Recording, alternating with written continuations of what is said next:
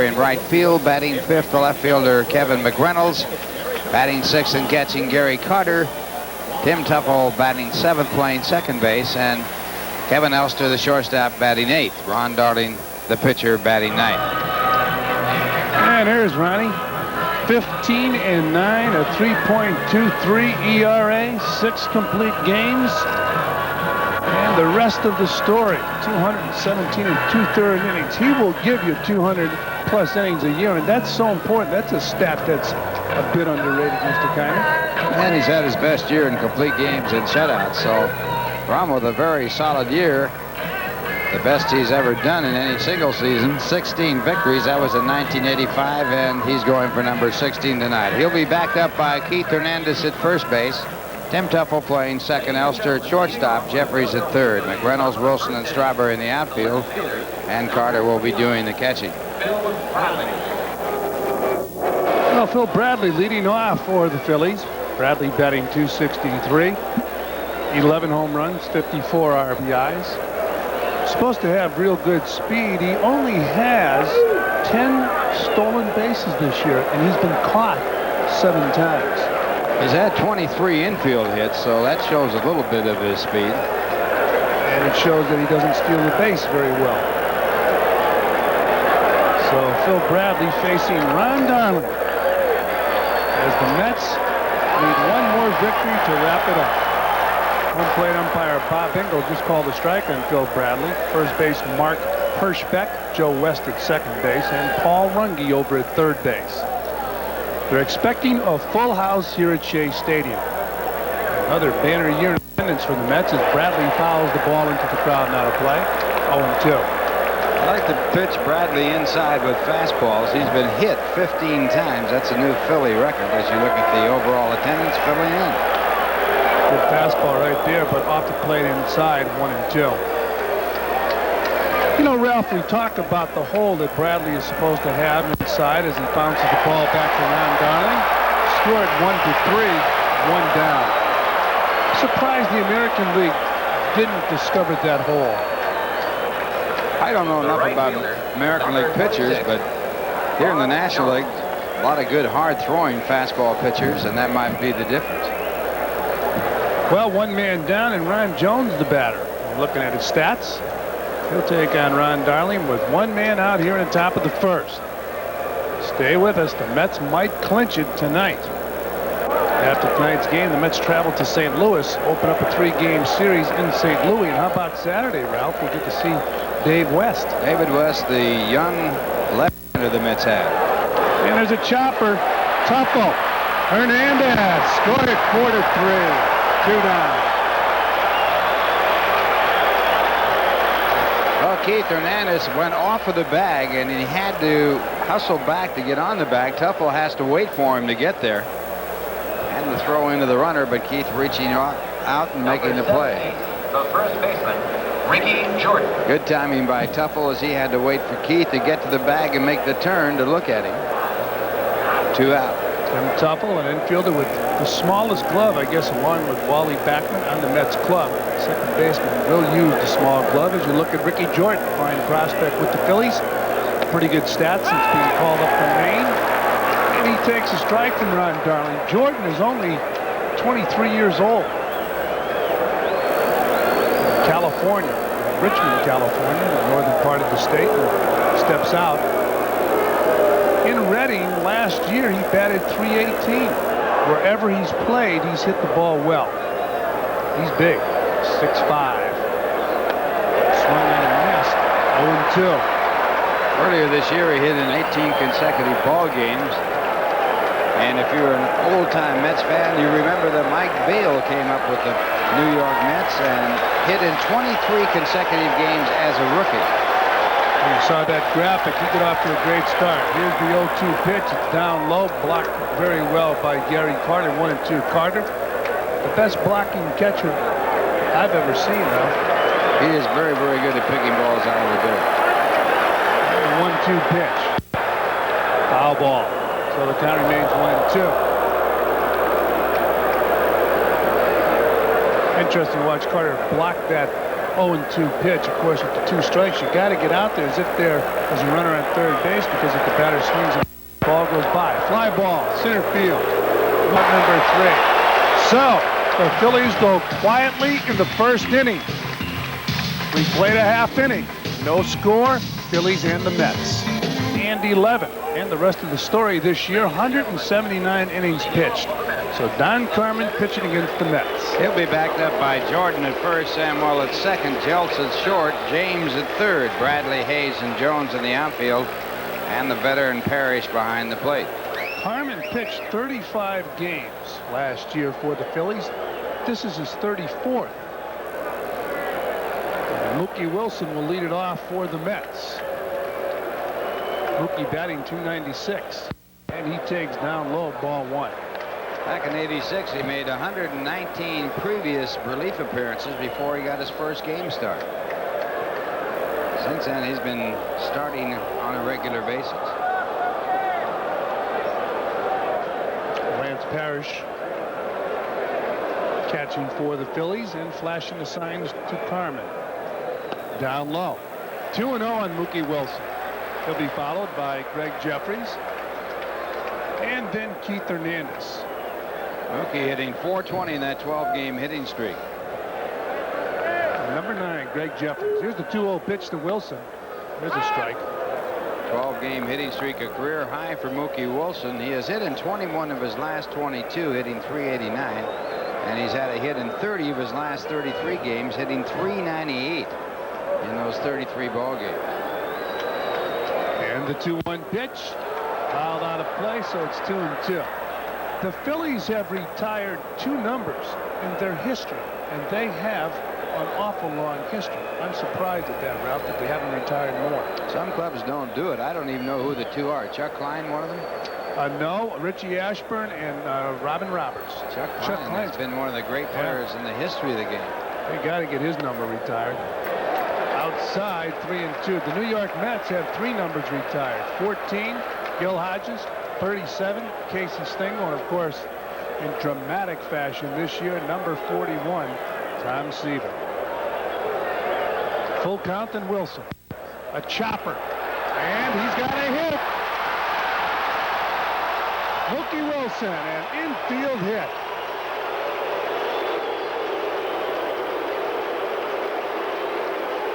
Well, this crowd really into this ball game. They're here to see the Mets win it. And this little chopper out here, no chance for Jeltz as he has. And Mookie running those bases. He can get down that line. He has now hit in 13 consecutive games. Well, Mookie Wilson at first base, and Greg Jeffries the batter, batting .372. 6 home runs and 13 RBIs. The last 2 years, Baseball America voted him Player of the Year. Fastball on the outside corner for a strike. 0-1. He has scored 17 runs since being recalled from the minor leagues.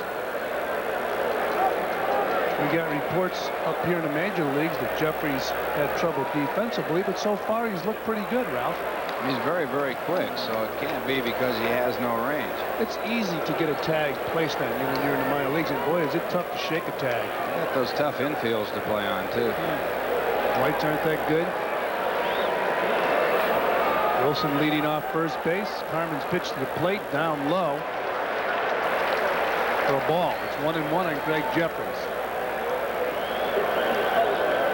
Jeffries told me that wearing number 9, there is some significance between him wearing number 9 and, of course, Ted Williams. I think more so today, guys take numbers of their idols when they get to the big leagues. The 1-1 pitch off the plate. Now it's a strike. Good pitch, 1-2. When you were playing, Ralph, did they just give you the number, or did you have an idol? They just gave me the number, and then I started out with number 43. There's a late call. That pitch looked outside, but it was called a strike. He had a good look at that ball. Boy, did he look at it. He can't believe it. He had a better look at the ball than Bob Engel, the home plate umpire. Watch that ball right into the glove, a la Pete Rose. Fouled off. Now, that might have been a little bit of a bad ball, but he wasn't going to give him a chance to call him out. Well, Well, that's good hitting, because if you have an umpire with a wide strike zone, you got to protect against it. Umpires, I think, more so in years gone by, would try to teach young players a lesson when they first came to the big leagues. They want you to know they're the boss. Doesn't happen as much today. And the 1-2 pitch to Jeffries. One hop, a nice play. Jeltz, who goes to Sam well for one. Over to Jordan, not in time. So they got the force at second base, but Jeffries safe at first. Well, Jeffries has made some outs, as anybody would figure. But his outs have been hard outs. This ball almost a base hit was a shot. And he has made good contact ever since he's been up here. And that's a good sign, because when you make solid contact in your at-bats, you're going to hit. Well, Jeffries on first base, and another guy from Northern California with the bat in his hand, Keith Hernandez. Hernandez with 10 home runs, 53 RBIs.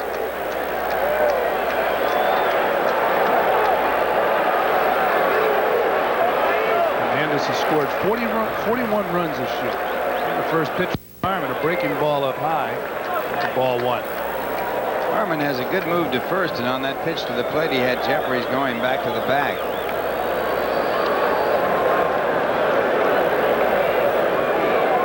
Parrish can throw. He had great success in the American League throwing out runners. Did not have success last year. Here's the 1-0 pitch. It's off the plate. 2-0.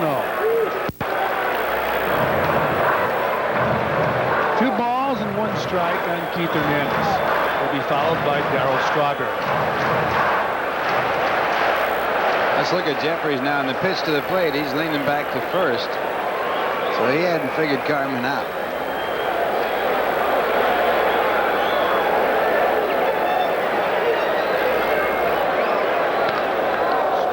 Foul off. 2-1. Keith was not in the starting lineup at the last minute he was put in, and I think he probably said, hey, I want to play tonight. We might win it. That's right. And he was not obviously in the lineup back in 1986.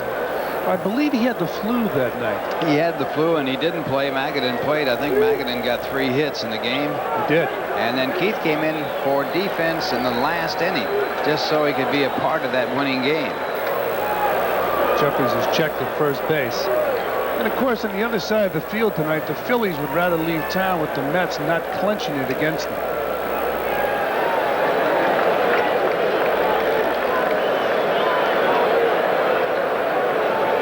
Jeffries a bigger lead now, so maybe he has figured out what Carman's doing. A lot of times it pays to have a good base stealer on the ball club, especially a guy like a Joe Morgan who studies the pitchers, because when you get a kid in the major leagues, a guy like Morgan can tell him what to look for from a pitcher's move. Base runners say that it's easier to steal off left-handers than right-handers. That's what Lou Brock used to say all the time. That's hard to believe. It really is. 2-1 pitch. Popped up. Way up in the air. Center fielder Von Hayes is there and gloves it for out number 2. And Jeffries retreats.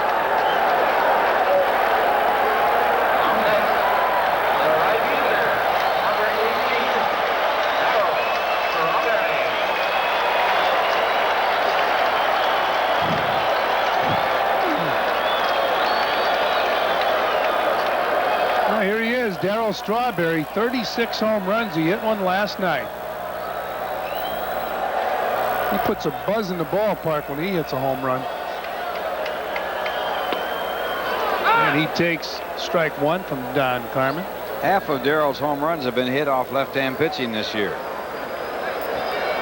Well, the other day, left-hander walked McReynolds to get to Strawberry, and he popped one out of the park. Here's the 0-1 pitch to Strawberry. That's a strike. How about that call by Bob Engel? What's he doing? Kind of has a fancy strike call.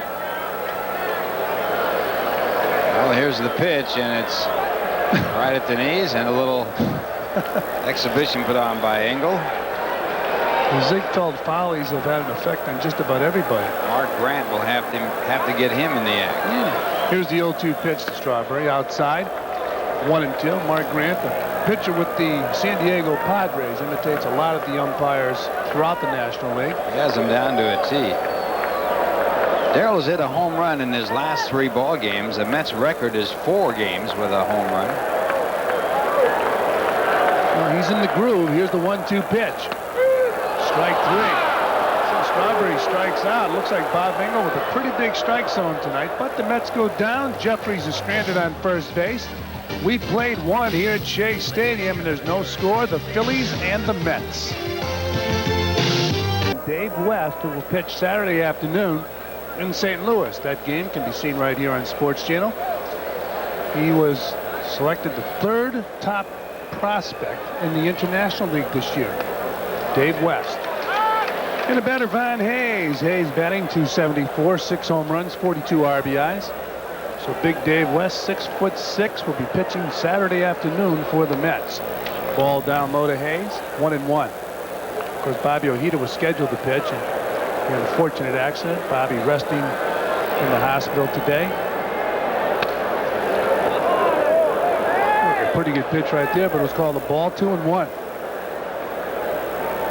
And I guess you just have to wait till next spring to see how Bobby will fare.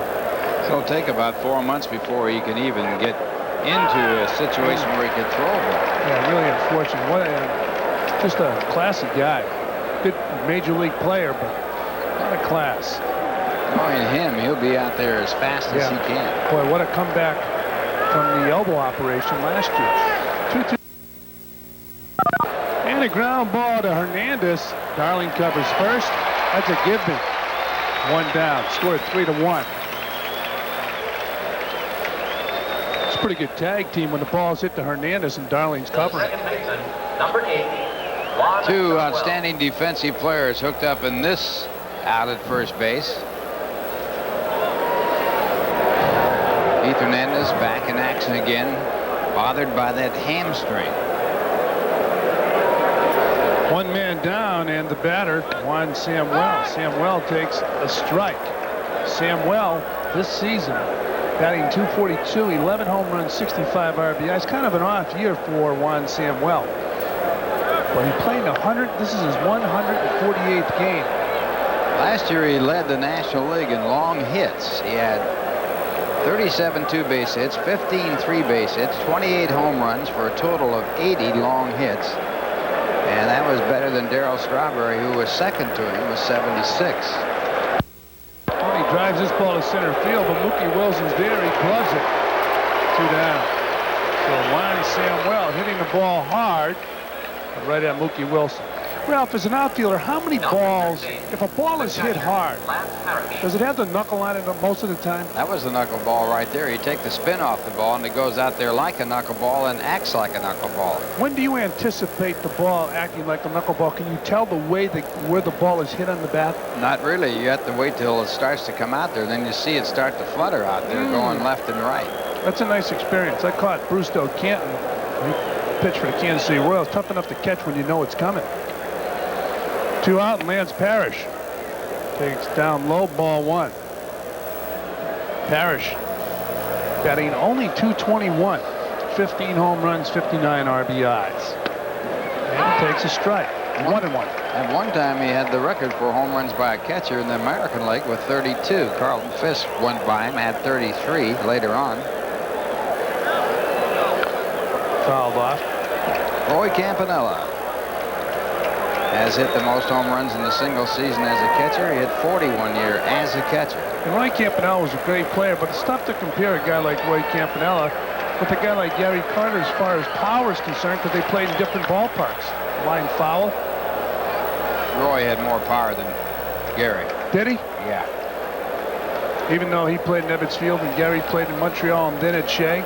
You still got to hit it. Yeah. Now, Roy had outstanding power. He really did hit it hard, and he was dangerous. 1-2 on Lance Parrish. Another foul ball. I always felt it was difficult to compare home run hitters, because if Joe DiMaggio played half of his games at Yankee Stadium and was a pull hitter, how many home runs would he hit in Detroit playing half his games there? Well, you really can't put it up that like that, though, because you get pitched differently. In a big ballpark, you get a lot more good pitches to hit because they're not afraid of you hitting that ball out of the ballpark as much. In a smaller park, they're scared to death. And you don't get many good pitches to hit. Now, of course, as a hitter, you're giving the pitchers an awful lot of credit saying that. Well, they don't always do what they're trying to do. That's the fortunate part of this game. For a hitter. That's right. Here's the 2-2 pitch to Parrish. Inside. 3-2. Well, we saw Bob Engel with a big strike zone on Greg Jeffries and kind of a small strike zone with Lance Parrish. Full count on the Philly catcher. 2 men out. Ground ball, shortstop. Elster bobbles, picks it up, flips. Do it.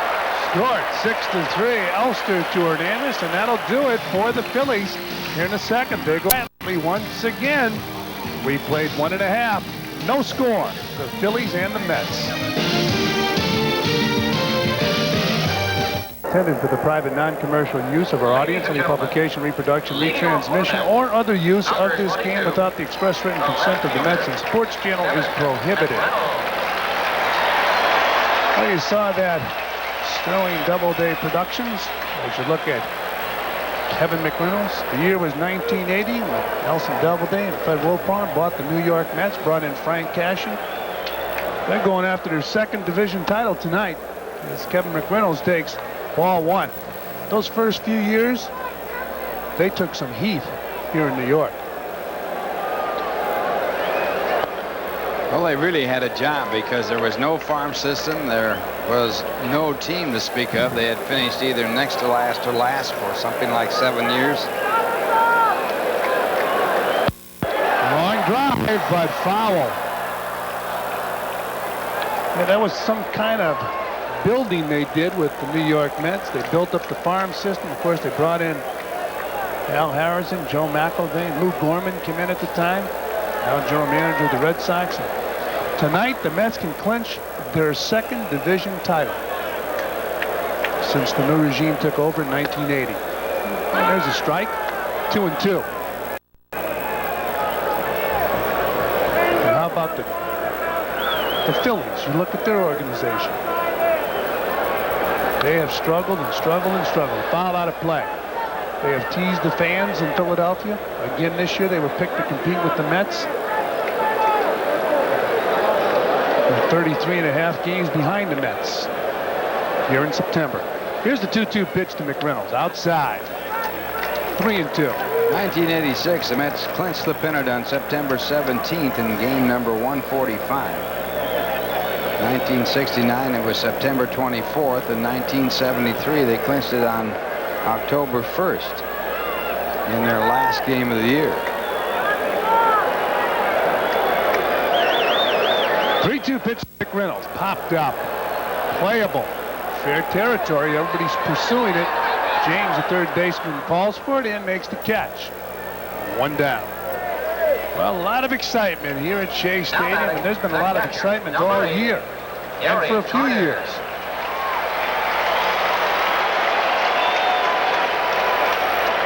Stay with us. The Mets could clinch tonight. Pirates are not playing tonight.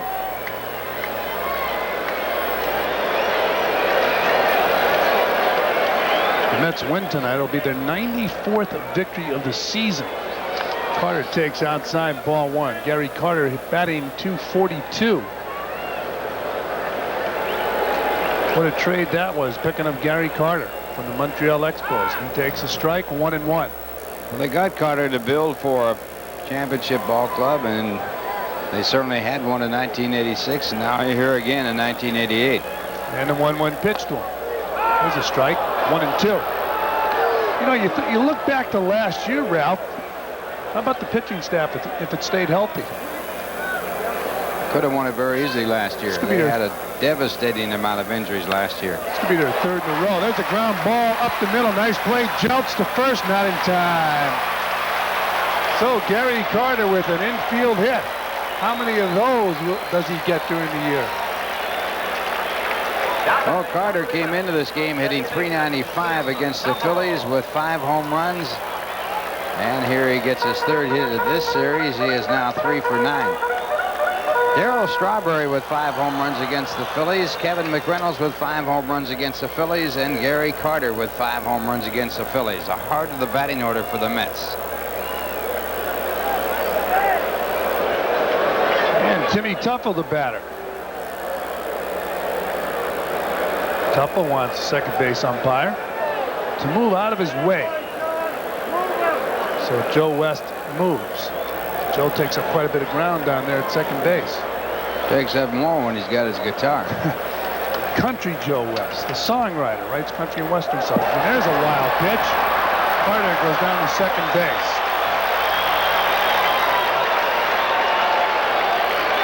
Well, Parrish had no chance on this one. This is a wild pitch. It's wild pitch number 7 for Carman this year.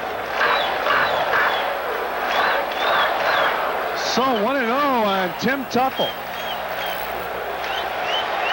He'll be followed by Kevin Elster as you look at Gary Carter on second base.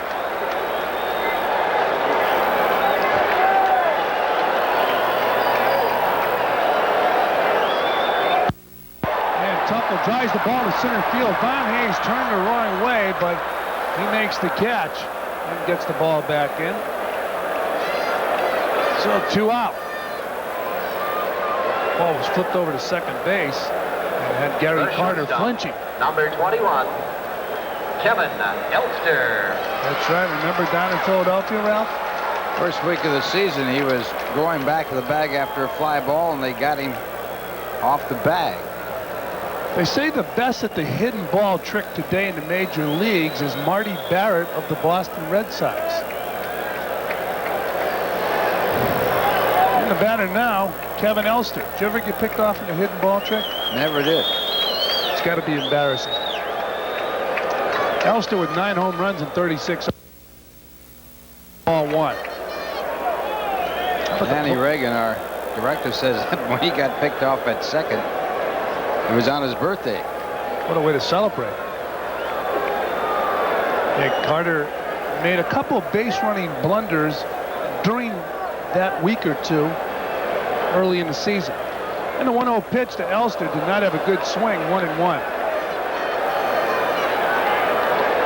Elster's had 3 hits against the Phillies this year, hitting 094, just one of them a home run.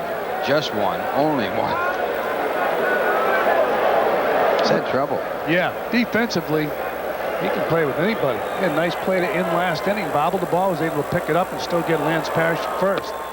There's a strike, 1-2. Only game of significance in the American League. Detroit 2, Baltimore 1 in the first inning. There'll be some significant games played at Yankee Stadium this weekend when the Red Sox come in for a 3-game series. Red Sox dropping 2 or 3 to Toronto. 1-2. Elster meekly hits the ball back to Carman. He goes to first base, and that'll do it for the Mets and Kevin Elster. They strand Carter on second base. And here at Shea Stadium, we've played 2 innings. As the Mets try to clinch it, no score. The Phillies and the Mets. And Darling's first pitch to James is the ball. 1-0. Speaking of anticipation, big Met fan. In fact, big fan of yours and Bob Murphy's. As Chris James takes a strike, 1-1, is getting married this weekend in Westchester. Big Met fan, Jeff Mogul. Grew up listening to you and Bob Murphy.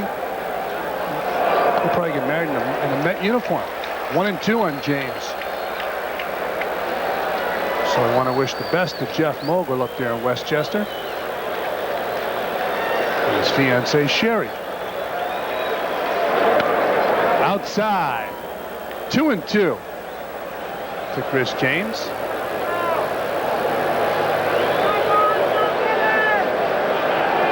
Security is here again tonight for this game. James gets jammed and muscles the ball into left field. Muscled the ball hard to left field. Maybe he didn't get jammed.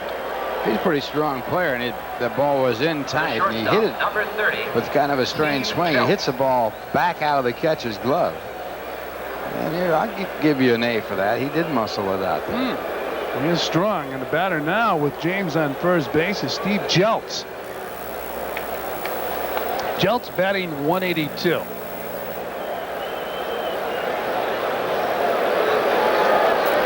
They've tried Jeltz at shortstop, Luis Aguayo now with the New York Yankees, and there's a strike to Jeltz.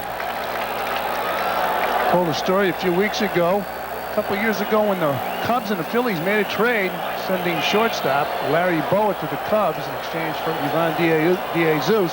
They wanted a throw-in, and the throw-in the Cubs wanted, I guess it wasn't a throw-in, they wanted Aguayo, Luis Aguayo.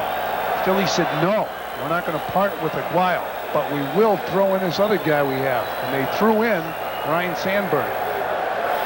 Pretty good trade for the Cubs. And they get James. Darling picking him off first. I think James is safe, Ralph. Oh, he's really going at Mark Hirschbeck. And here comes Lee Elia out to try and save his player. And also give another few words of advice to Hirschbeck. Hirschbeck comes right up to talk to him. Yeah, one time you'd have to chase the umpire. He'd be walking with his back to home plate towards right field, but Hirschbeck came right back to talk to Elia. Let's take a look. Oh, he got it. Yeah, he was out. He was out.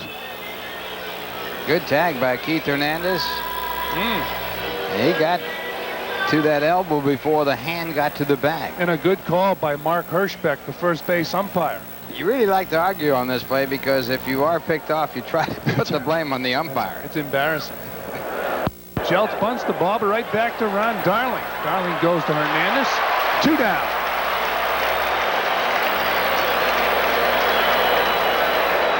Number 42, the pitcher, Don Carman.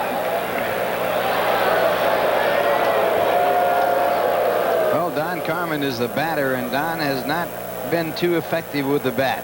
He got his first hit back on May 16th, 1987, his first major league hit. That came after he was 0 for 49. This year he's 3 for 57. So he's improved. He is improving. 1-0 on Carman. 2-0. Now what if you walked on Carman? 2-1. That's been done before.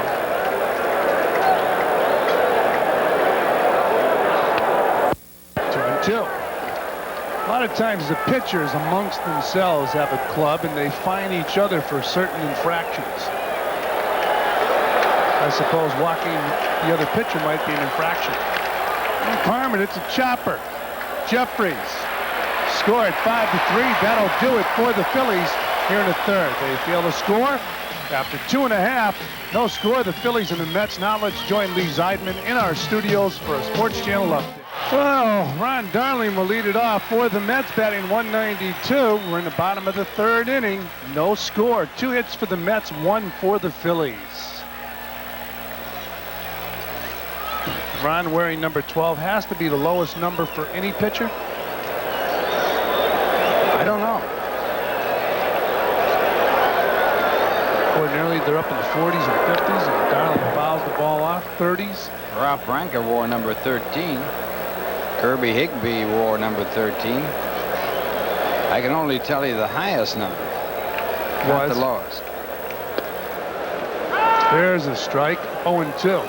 I guess the highest number for a player today would be Carlton Fisk, number 72. The reason he wears 72 is he wanted 27 and it wasn't available. Darling strikes out, 1 man down. Bill Boiselle wore number 96, a pitcher for the Giants in Boston, other clubs. And he is the only pitcher in the history of baseball that wore his hometown on his uniform. Is that right? Came from a town called 96. There was a player with his birthday on the back of his uniform.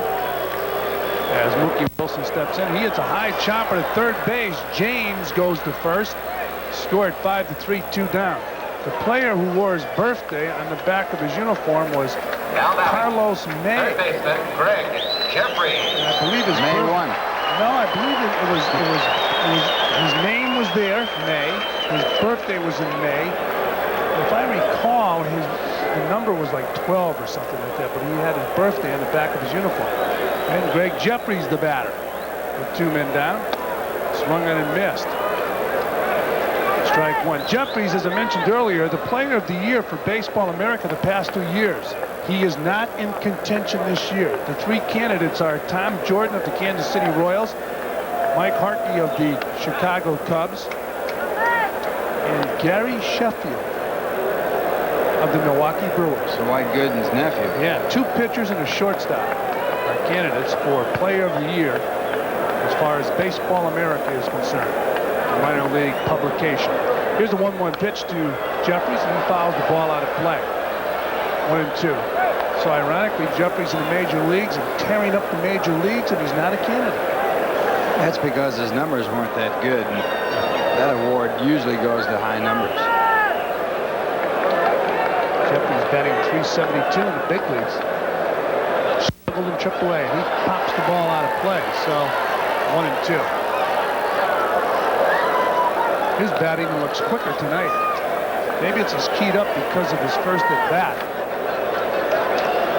He grounded into a force play after Engel called 2 balls out of the strike. So it looked like 2 balls out of the strike. So we call them strikes.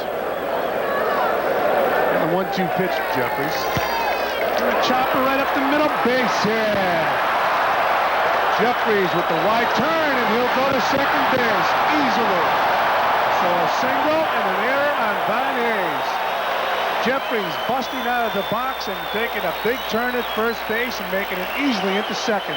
You're going to see a lot of this because Jeffries hustles all the way.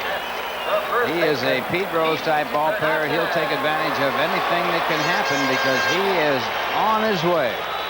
Now watch him come out of this batter's box. It's just a routine single, but he turns it into a single and an error by his hustle.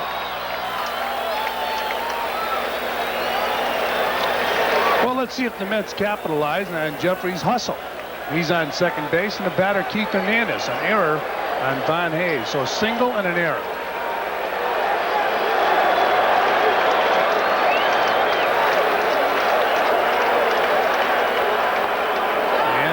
Takes a strike, 0-1. Over his last 18 ball games, Hernandez has 15 RBIs.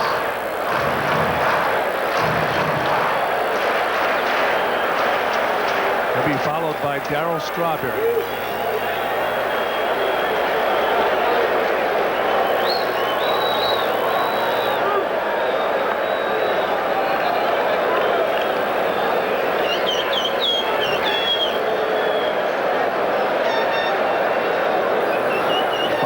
Third inning here at Shea Stadium. If you just tuned in, no score. The Mets and the Phillies. Hernandez fights the ball off, pops it up. Joe Bradley makes the catch, and once again, that'll do it for the Mets. They strand a runner on second base. And we play 3 innings here at Shea Stadium as the Mets pursue the National League East flag. No score, the Phillies and the Mets as Tim McCarver joins Ralph Kiner. Joins us on the broadcast here. Could be a big night, Tim. It certainly could. Bradley bounced back to the pitcher's first time up, and now he gets nicked by a pitch, and that's the second time in this series he's been just flicked by a pitch. That's the 16th time he's been hit by a pitch ball. The right fielder, Ron Jones. Well, the fastball inside to Phil. He makes his move, and it looked like it hit his right arm. That's the advantage of wearing a long sleeve shirt. Get hit by more pitches. It looked like that ball just hit his shirt. I'm kind of saying that tongue in cheek, but just nicked his jersey. A la Ron Hunt or Eddie Stanky. Eddie Stanky used to wear that big blouse and have it all hanging out, and he'd get hit on the blouse and get first base. Did it on purpose. I don't know if wearing a blouse is worth it. And that ball fouled, so Carter unable to handle it as Bradley was running with the pitch. They check to see whether or not it was a foul ball. The second base umpire, Joe West, is holding his hands up. Was it fouled or wasn't it? And now the home plate umpire, Bob Mingle, said it was.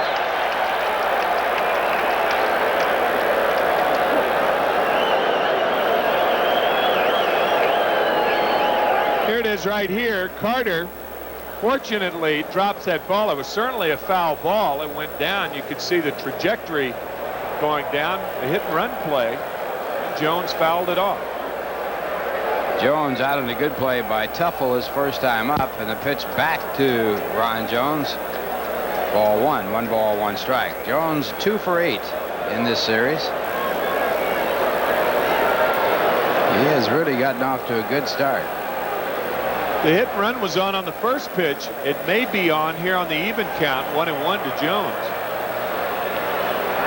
Throw to first base, and Bradley back. I'll tell you, that was a good example of why not to lead off a base, whether you're running or not, with your hands on your legs. He almost got picked off there from about 2.5 feet. I don't understand why they would do that. And the split finger fastball outside. 2 balls, 1 strike. See, when you have your hands on your knees, regardless of whether you go to your right or your left, you got to take your hands off your knees before you run. So why put yourself at that disadvantage to begin with? And Bradley's done it every time leading off. That might be the key to the fact he hasn't stolen many bases in the National League. And the pitch is high, ball 3. Bradley, who is fast, has only 10 stolen bases in 17 attempts. All those little things add up, because usually the play at second base is bang, bang, one way or the other. 3-1 the count. No score in the game. There goes the runner, and the ball is swung on and fouled back. So again, Bradley off and running. And again, he has to go back to first on the foul ball.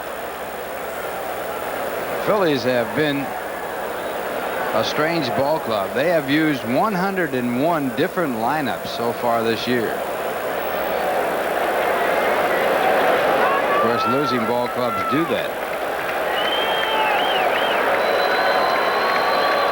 Trying to find the right combination, but it's just not there. 3-2, the runner should be going again. And Bradley is running, but it's ball 4. The throw down to second is in time, but it's ball 4, so we have a walk, and the runner is safe at second on the walk. Carter wanted the call. He thought the call was a strike, and on a 3-2 count with less than 2 outs, obviously a catcher wants a quick call. Nah, that was inside. But Carter didn't get a quick call, and that's why he went ahead and threw it anyway. You got to throw it. You got to throw it if there's no call, because it could have been a strike. If it were a strike, it would have been a double play. As it stands, there are 2 on and none out. And the batter will be Ricky Jordan, who has been quite a sensation for the Phillies since coming up from the minors. Hitting .314, he gets a split finger fastball for ball 1. So now look at Bradley at second base. Instead of his hands on his knees, he's got his hands on his hips. So see, I guess he'd have his hands on his chest if he gets to third. Maybe on his elbow. Going, yeah, he keeps going up with, and watch, see, he doesn't put his hands on his legs. Now he puts them on his hips. Now see, this is styling. Legs at first, and then your hips at second, and then when you get to third, you put them on your chest. I don't know. It is kind of strange, though, isn't it? I've never seen that. I haven't either. I mean, he is not in a running position at second base. He's flat-footed, got his hands on his hips. Looks like he's trying to decoy everybody. Like he's waiting for a bus or something. I mean, what's going on here?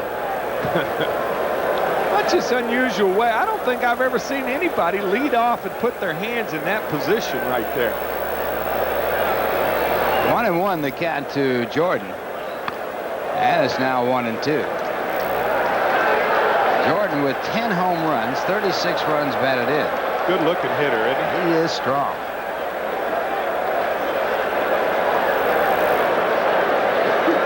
Phillies with runners at first and second, no one out. We're in the top of the 4th. So far, no scoring. And Darling in trouble here after hitting a batter and walking one. We got a beach ball flying around down in the stands, so time called by Bob Engel, the home plate umpire. He thinks it might come on the field.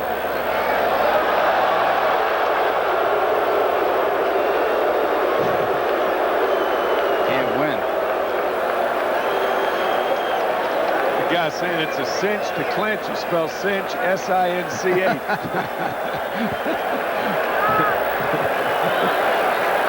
And the next delivery way outside 2-2 as Carter shifts over in front of it. Good play there. Now Bradley on the right field side of the bag. He's wandering around all over that bag. Isn't he out there? He went on the other side of the bag. I haven't seen that either. 2-2. He finally gets a short lead. Man, his lead is short. And this ball pulled foul. So the count stays at 2-2.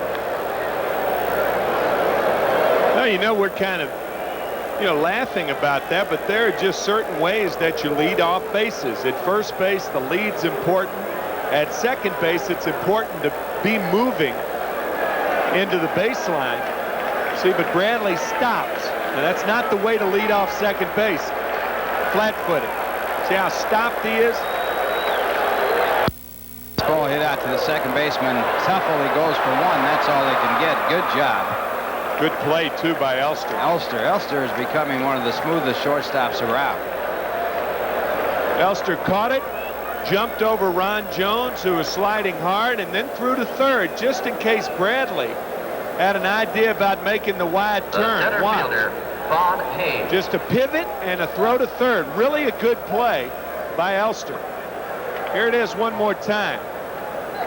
Ralph said this is a smooth way of working. See, he didn't even look up. He just wheeled and threw to third, just in case Bradley were off.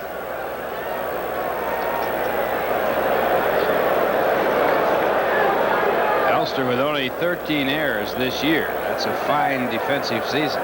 Now the batter is Vaughn Hayes. That pitch, ball one. Mets playing their infield at double play depth. See what Bradley does on leading off at third base. Well, let's see where the hands go this time. Well, they're a little higher on the high hips, hip pointers now.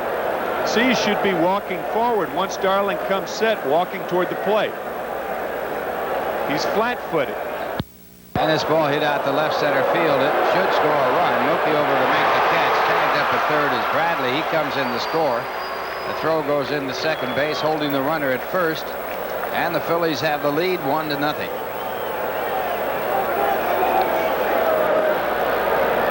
RBI number 43 for Von Hayes. Bone chip operation in his right arm curtailed his play for 2 months. And Bradley walks home, as he could do with that ball being deep enough. So the Phillies leading 1-0. Still a runner at first. Batter Samwell, he promptly hits it in the left field for another base hit. And runners now at first and second. Samwell had lined out his first time up.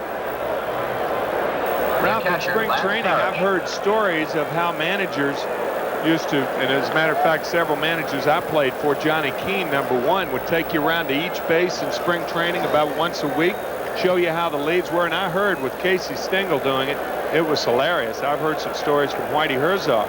Opening day. Yeah. First day of spring training in 1962. He had a meeting out on the mound. Then he took the players single file around the bases. He said, right here now is first base. And down there 90 feet away is second base. Now we'll go over to third base, 90 feet more. And then we come into home plate. And the first pitch to Lance Parrish. Ball one. You know, Casey was funny like that, but there are different ways of being on base and taking your lead and knowing what you're going to do and watching the outfielders, knowing what you're going to do when the ball's hit there. It's all part of the fundamental play in the game, and you can't be careless when you're out there. Play on at second. Tuffle takes the throw, and it was very close. Perfect throw.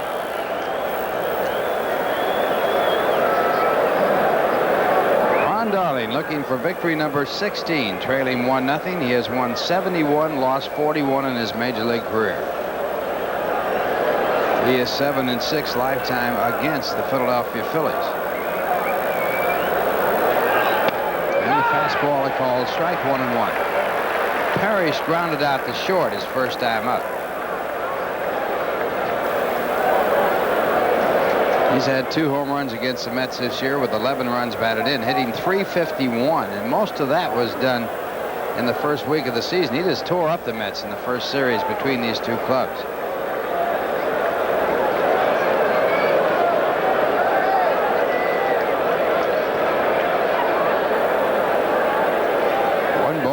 strike.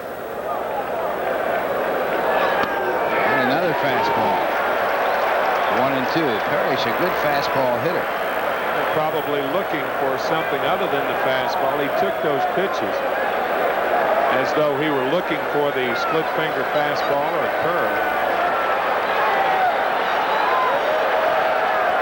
So Darling under the gun right here with the count in his favor. 1 ball and 2 strikes. 2 men away. Runners at first and second. Needs a big out here. And this pitch grounded foul.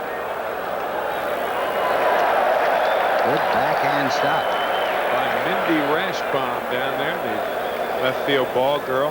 Mindy She's can pick. improved. Yeah, she's improved. Takes a lot of hard work. She's ready. Turtleneck sweater. Yeah. So 1-2. Darling to try it again. And it's fouled again. Darling coming inside. Ball pulled down the left field line. Fouled by about 100 feet.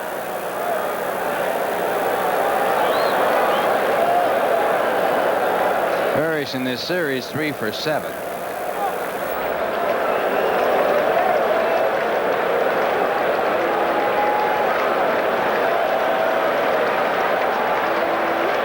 Ricky Jordan, the runner at second base, Samuel at first. And a good play again by Carter.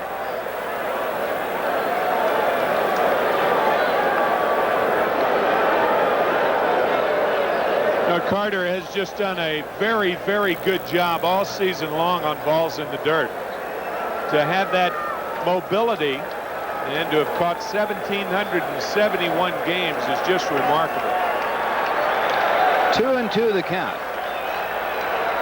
And it goes to 3-2, and the runners will be going with the pitch.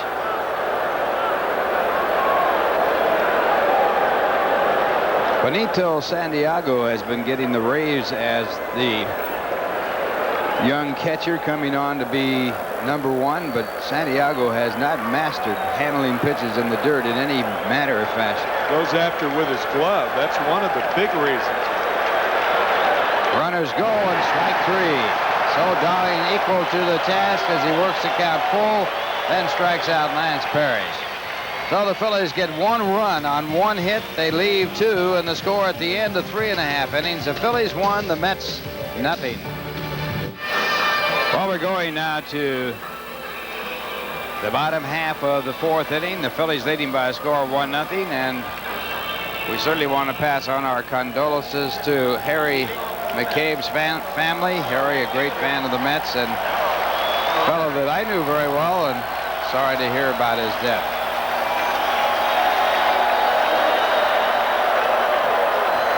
For the Mets, it'll be Darryl Strawberry to lead it off. Darryl was struck out looking his first time up. On the mound, Don Carman, and the first pitch, a high slider for ball 1.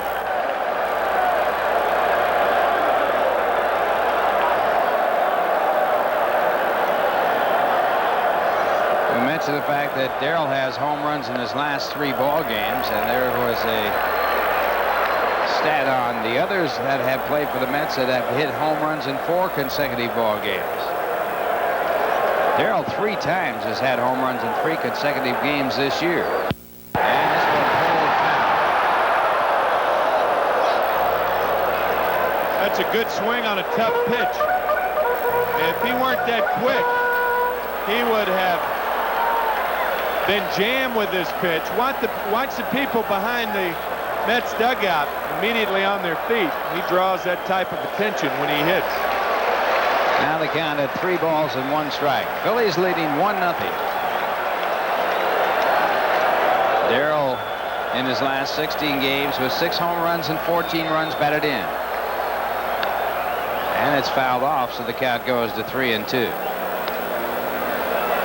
Darryl has had a great season against Philadelphia pitching. He's hitting .364 coming in with 20 base hits, 5 of them home runs.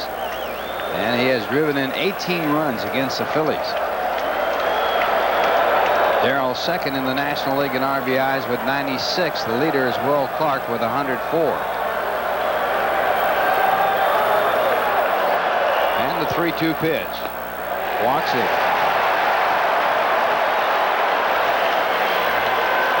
Well, Carman last year set a Philadelphia Philly record by allowing 33 home runs, breaking a record that Carlton held. Carlton gave up 30 in 1 year. And this year, Carman has given up 18 home runs. But there he walks Strawberry. That puts the tying run at first with no one out and brings up Kevin McReynolds. Kevin popped up to third his first time up. First walk by Carman.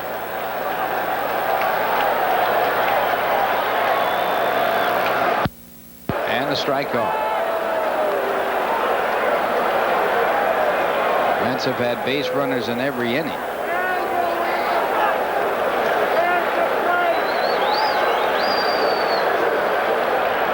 Strawberry in that last pitch also is breaking back toward first base.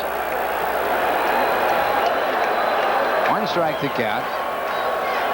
And now a ball call. So it's 1 ball and 1 strike. Carman does not have a good move to first base, but he looks like he does. Looks like Carlton when he goes into that movement. Carlton, of course, had a great move.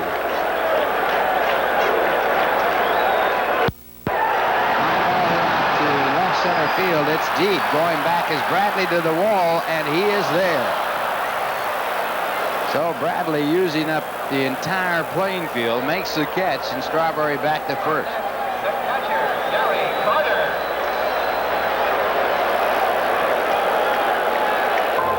Kevin hit it on the just off the sweet part, got it down toward the end and didn't get all of it. And Bradley has room.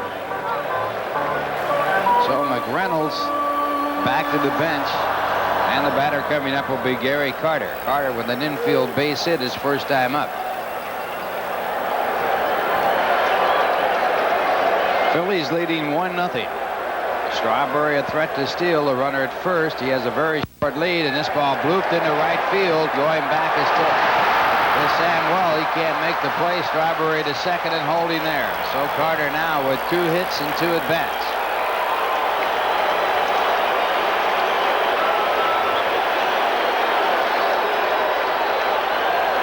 This ball hit right off the end of the bat, and Strawberry held up to see if Samuel would make the play. Watch Strawberry hold up, and now by the time he goes, it's a little late. You could certainly understand his reticence in going to third base. However, if he had made that move, it would have been an excellent base running play. So runners at first and second and 1 away, and Tim Tuffle the batter. Tim flied out to center field his first time up.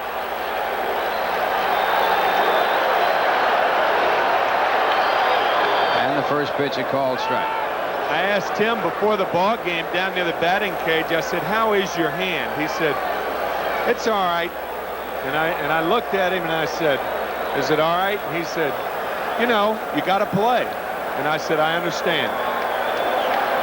So it really isn't all right. No, it really hampered him. No, that's right. He didn't want to use that as an excuse. He hasn't used it as an excuse all day, but all year. But you can see his last 2 fingers taped together. That hand's been giving him problems all year long. You have not heard one alibi out of Tim Tuffle, and that's to his credit.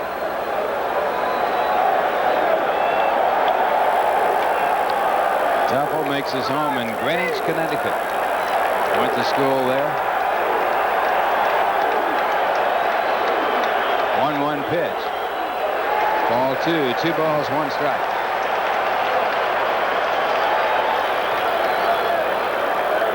Carman back on September 29th last year pitched a 1-hitter against him. That's won the game 3-0. The only hit was an infield hit by Mookie Wilson.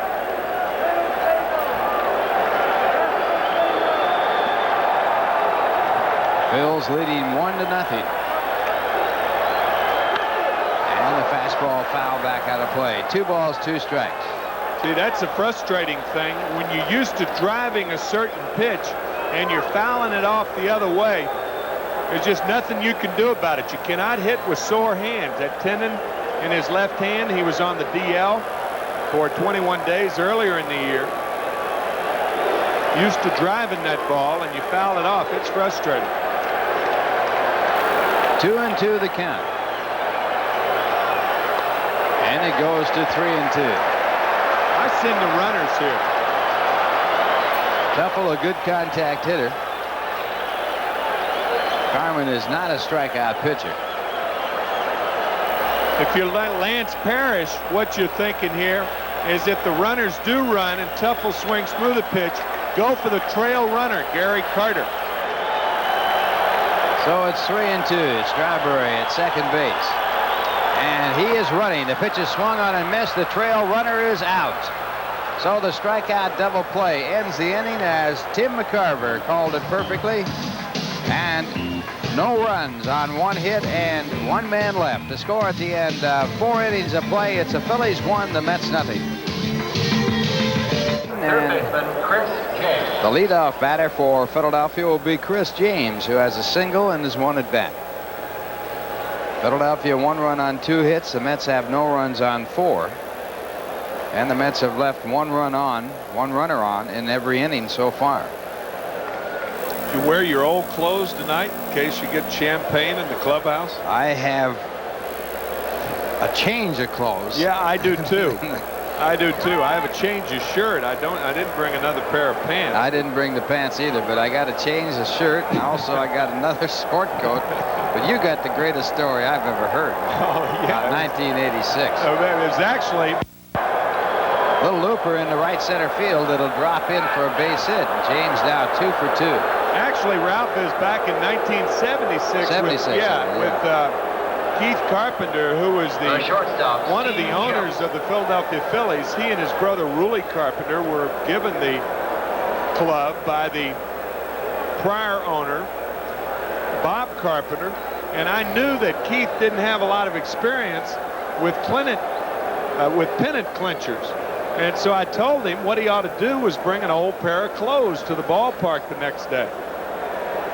And now the batter, Steve Jeltz. Jeltz hitting 8th in the batting order. Ron Darling on the mound, pitching and picking up a strike. Well, he did bring the old clothes like I suggested. And when he had the old clothes there, he put them in a corner. I said it's a good idea to hide them because guys find out where they are, they take them, and then you end up having champagne poured on your good clothes. So he told me where he hit them, and I took them. 1 strike to count. So I took his old clothes. Well, he finds out that I took his old clothes, and he puts my clothes on, my good clothes on. And I come in after the game. I can't wait to go over to Keith Carpenter and pour champagne on him. And I'm pouring champagne on him, and I look at him. He's got my clothes on. I thought, I'm telling you, I was double crossed. That is a great turnaround. Oh, do we have some laughs about that thing. 1 ball, 1 strike. And this ball popped up down the left field line. A long run for Elster, but he's good at this play, and he puts it away. Elster becoming an outstanding shortstop. He's getting a lot more confidence and playing with a lot more confidence. And you can see it growing as the season goes along. Earlier in the year, there may have been some trepidation in this play, but not so now. Kevin really taking charge and making a nice play.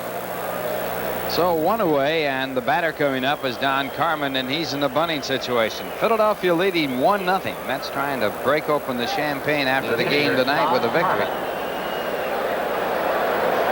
Magic number is 1. The Pittsburgh Pirates are not playing, so they get this season in the hands of the Mets right now, their own destiny, at least at this point. Carman squares, and did he bunt at the ball? A pitch out of the strike zone, and it looks like it's ball 1.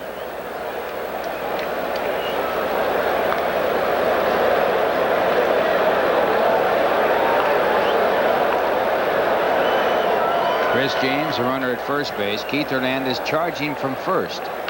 And it's bunted and bunted perfectly. Picked up by Jeffries. The throw to Tuffle for the out. And on the sacrifice, the runner goes down to second. And Carter goes to third. That's something that you may not see when you're out at the ballpark, but when a third baseman feels a bunt, watch the catcher.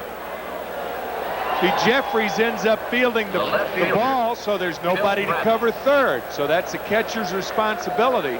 And Carter alertly went down to cover third base. So a runner in scoring position with two men away, and Phil Bradley is the batter. Bradley was hit by a pitch ball in the fourth and scored on the sacrifice fly by Vaughn Hayes, the only run of the game. He has been hitting much better of late, as you can see, and the first pitch ball won. Get a high shot of an infield during a baseball game, and sometimes in bunting situations it's almost like a greensward chess game. Guys moving around to their particular responsibilities. And that pitch, a fastball for ball two. You know, Ralph, and I just thought of this. One of the nice things about baseball is you can see where the different infielders' responsibilities are. Football, for instance, you have all those responsibilities in the interior line, but with the naked eye, unless you have an instant replay, you can't see it. And the fastball foul back 2-1. Yeah, you can't tell whether they're stunning or not. I mean, it's too hard to pick up. You can on instant replay, and John Madden, of course, explains it so very well all the time with the chalkboard. But pre-chalkboard days, boy, it was tough to know what those big linemen were doing. And if you're at a football game, it's really tough. You get used to replay. Little fly ball to right field. Strawberry right there. And he makes the catch, and that retires the side. A hit and one left in scoring position, and the score at the end of 4.5 innings. It's the Phillies 1 and the Mets nothing. We're in the bottom half of the 5th inning. Elster batting for the second time. Bounced back to the mound his first time up. Phillies 1 run on 3 hits. The Mets no runs on 4. Don Carman on the mound. Came into this game with 3 wins over the Mets this year. And Elster bounces it down the line. It's called a fair ball by Paul Runge. Elster will go in the second with a stand-up double, and the tying run is at second base with no one out. The only guy who can tell whether that was fair or foul is the catcher. And Lee Elia looked at Lance Parrish, and he asked him where the ball was. That's a fair ball. But it looks like it's foul because it landed about 2 feet foul. And after the play, Lee Elia, fairly I might add, looked at Lance Parrish. Lance Parrish gave him that, meaning about 2 feet foul, and that's why Elia is out to argue. Parrish is the only guy who can tell. Unless it's so blatant. Here it is again. That ball's over the bag. But it lands 2 feet foul. That was a good shot by our low first camera. It's whether it crosses over the bag on a ground ball. If it's a line drive and goes by the bag in the air, it's where it hits. So now Ron Darling the batter, and he's in a bunting situation. Ron was struck out his first time up. Mets get their 5th hit in the game. The one thing Ricky Jordan can't do as a first baseman is throw. He has a very, very poor arm. Play on at second, no throw, as the shortstop Jeltz comes over to cover. So even though Jordan is in a lot, you can still bunt it toward first because he can't throw.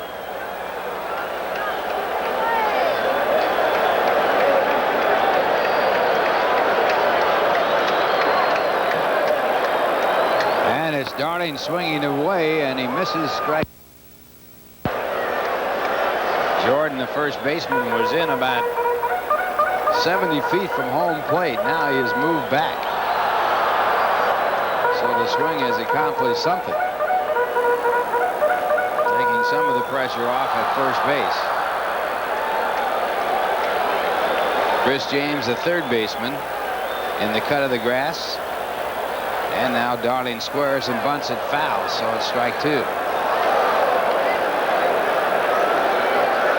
James, who has played the outfield mostly for the Philadelphia Phillies, started out his career as a third baseman and was put in the outfield. Now he's back at third with Mike Schmidt on the DL and out of action for the rest of the year. 2 strikes to count. Again, Jordan has stayed back. He's even with the bag at first. James is even with the bag at third, so no pressure being put on.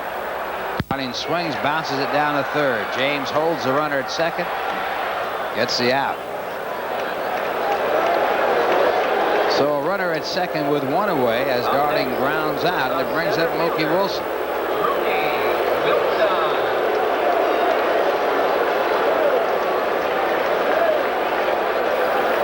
Mookie for the last month hitting .400 for the Mets. Extended his hitting streak with a single his first time up, is now hit in 13 consecutive games, a career high.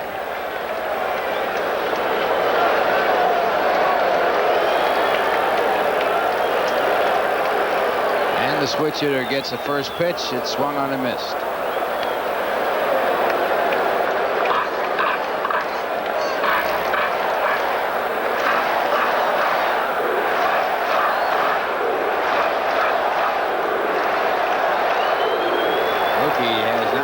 Carman well.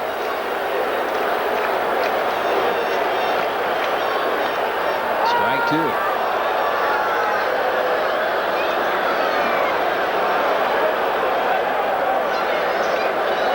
Phillies leading 1-0. The Mets with a tying run at second. One man out. We're in the bottom half of the fifth inning.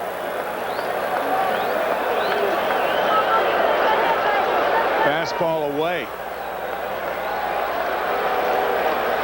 Up, slider away. And the indication by Mark Hirschbeck is he did not swing, so it's a ball. You don't often see a catcher ask for the slider away, but there Lance Parrish asked for and received a backdoor slider.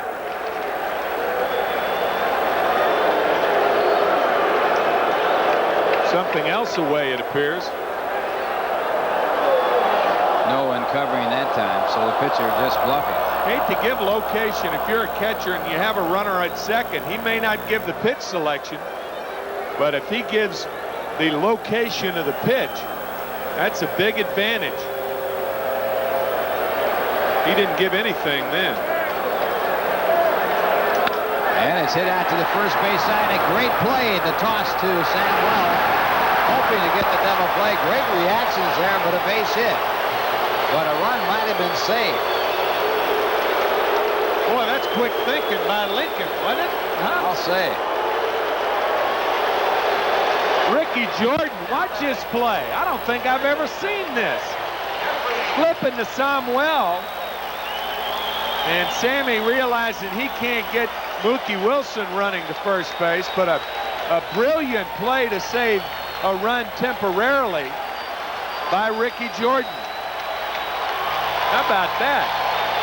Usually see that with a second baseman or a shortstop, not to a first baseman, to a second baseman. Ray Mack and Lou Boudreau for the Cleveland Indians used to pull off that play. Transferring the ball to the fielder who did not catch it and get not a double play. We're talking about an out. Yeah.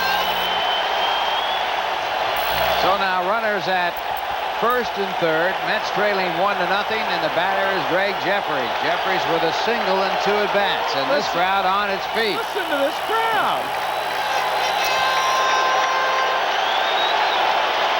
And Jeffries fouls it off, strike one.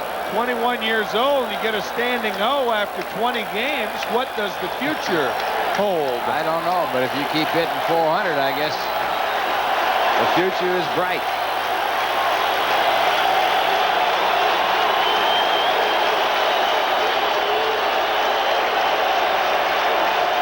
One strike to count to Jeffries, a switch hitter. The throw to first, Mookie back.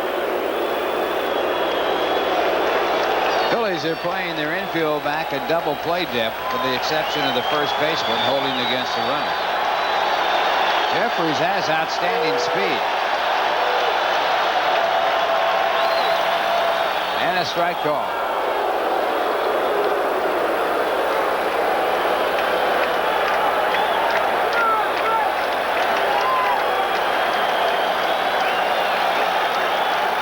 So Carman out in front with a 2-strike count.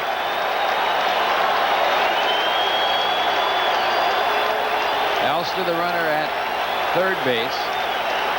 Wilson, the runner at first. 2 strikes to count.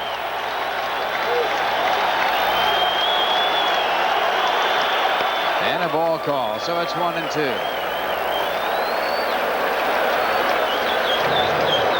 Jeffries called time. He didn't get it. But still, quick reactions. Usually you'll see a guy get timeout. Yeah, early in this ball game, Bob Engel gave time while Darling was in a windup, which is not right. 1 ball, 2 strikes. Fouled back, a fastball fouled off. Boy, he is on a lot of pitches, I'll tell you. He's got a quick swing, hasn't he? Wow. Short.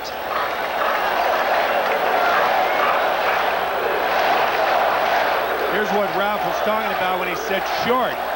The shorter the swing, the fewer mistakes that you can make with it. The antithesis of that would be Darryl Strawberry. 1 ball, 2 strikes. Grounded out to short. They won't get the double play. They get 1, and that's all in a tie ball game. Elster scores to tie it at 1.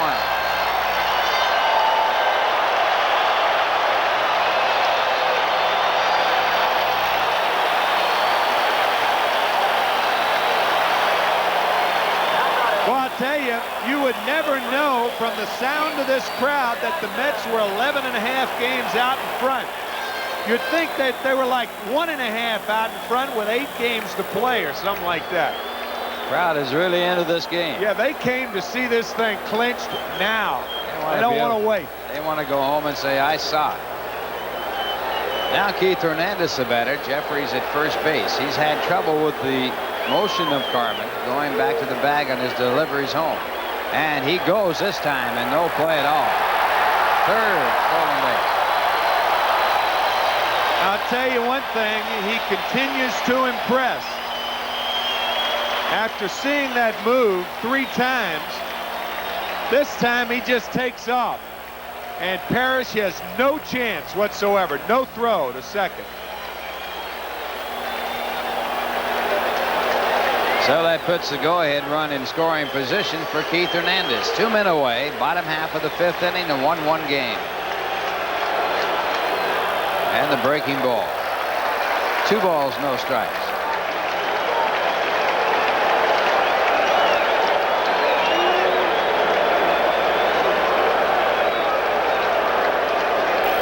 Hernandez has flied out the 2 times he has been up. 1 time to center field, 1 time to left field. He checks the alignment of the knuckles and now sets up.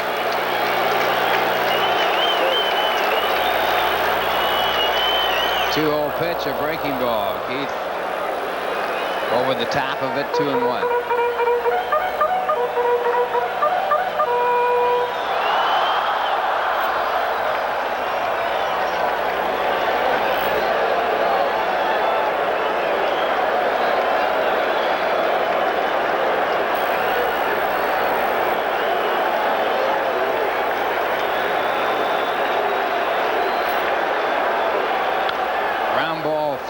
Mets trying to clinch it against the Phillies in 1986. They needed 1 win against the Phillies in the 3-game series and couldn't do it. They came back to clinch it with the Cubs with Dwight Gooden on the mound. Gooden started the first game in '86 against the Phillies and lost. Phillies won 2 more. The Mets went on to St. Louis, split to clinch a tie, and then went on to win their next game at home against Chicago.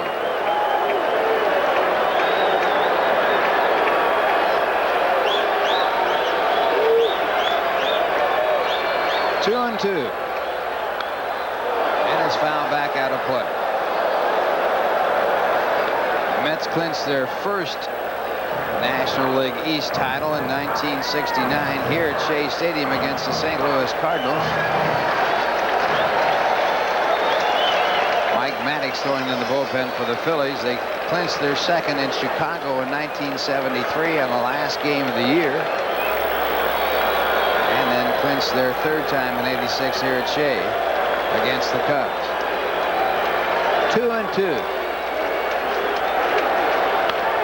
it's out in the air to left center field, coming hard. The center fielder Von Hayes, and he makes the catch, and that retires the side. But the Mets tie it up, and the RBI by Greg Jeffries They had 2 hits and they left 1 in the score at the end of 5. It's the Mets 1 and the Philadelphia Phillies 1. Ron Jones will lead it off for Philadelphia. 1-1 ball game with Ron Darling working to Ron Jones. Jones has walked and also grounded out. And the split finger fastball, a strike. Ralph Kiner along with Tim McCarver and Fran Healy coming your way from Shea Stadium. What could be a very eventful night. Mets could be the champions of the National League East with a victory here tonight. There's strike 2. And a reminder, folks, that we'll carry the post-game celebration if the Mets win. Ralph said earlier that Pittsburgh is not playing tonight. But if the Mets win, the policemen will be out on the field and we will be in the clubhouse. And Fran will be in the booth. We'll be all over this place, right, Ralphie? We will have it covered. Yes, sir. And we will be covered with champagne. Darryl Strawberry puts it away as Jones is out, and that'll bring up Ricky Jordan. Darling has given up 1 run on 3 hits. He has struck out only 1, but a big strikeout for the final out in the 4th inning with runners at first and second.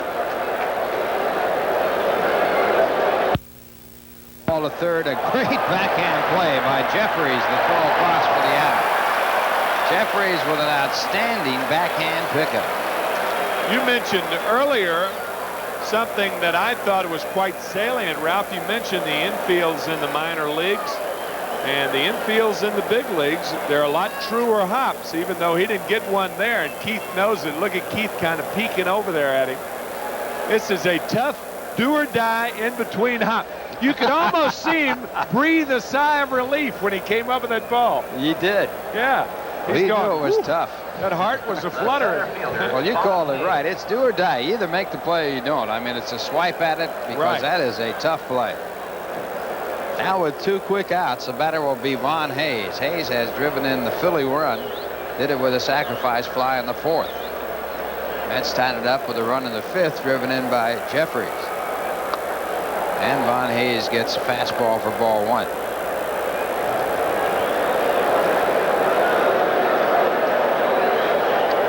Cincinnati won their game against San Francisco today, so their hopes are still faintly alive. There's a call, strike 1 and 1. Magic number for the Dodgers is 3. The Dodgers play later on against San Diego and LA. How about that? A welcome. I saw Rafael in the clubhouse before the game. Rafi now the shortstop for the New York Yankees, and the Yankees still very much in it. They're much more in it than Cincinnati is, I'll tell you that. That is for sure. The Yankees playing Boston starting tomorrow, 3-game series. The magic number for Boston is 7. The Yankees win 3 this weekend. It's 1.5 after Sunday, and anything can happen.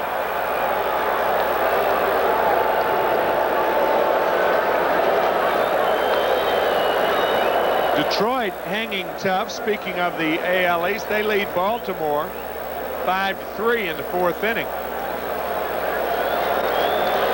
Only other game in the American League, Minnesota at California later on. Detroit's magic number is 6. This ball hit hard, and Tuffle with a great play. Gets up. Can he get it? He can. So 2 outstanding defensive plays. One by Jeffries, one by Tuffle. And the Phillies go in order. And the score at the end of 5.5 innings, the Phillies won, the Mets won.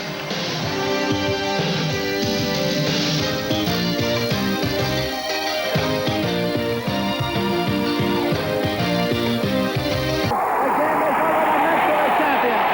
At 9:07 on September 24th, the Mets have won the championship of the Eastern Division of the National League.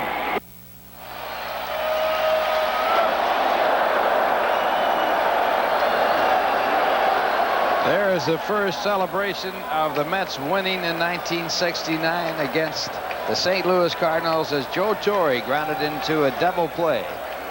And the Mets winning the National League East in 1969 as you look at Darryl Strawberry with a count of 2 balls and no strikes. Isn't it something that year 2 future managers of the Mets made the last outs, one for the divisional championship and one in the World Series?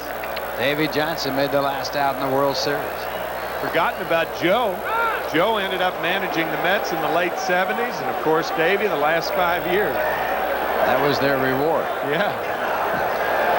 I don't know what that means. 2 balls and 1 strike. And there is strike 3. Strawberry says no. Strike 2, I should say. Strawberry says no. Darrell was called out on strikes his first time up. Well, Engel has shown all night he's got a wide plate, so the hitters just have to adjust. There's one that he gave back to him. That ball was right in there. Look at Parrish. Well, Bob Engel's got 3 guys mad at him now. in 1 plate appearance. And Strawberry walks for the 2nd time. Tie ball game at 1. Strawberry on at first, no one out. We're in the bottom half of the 6th inning. And the batter for the Mets is Kevin McReynolds. McReynolds has popped up to 3rd. He is also flied out to deep left.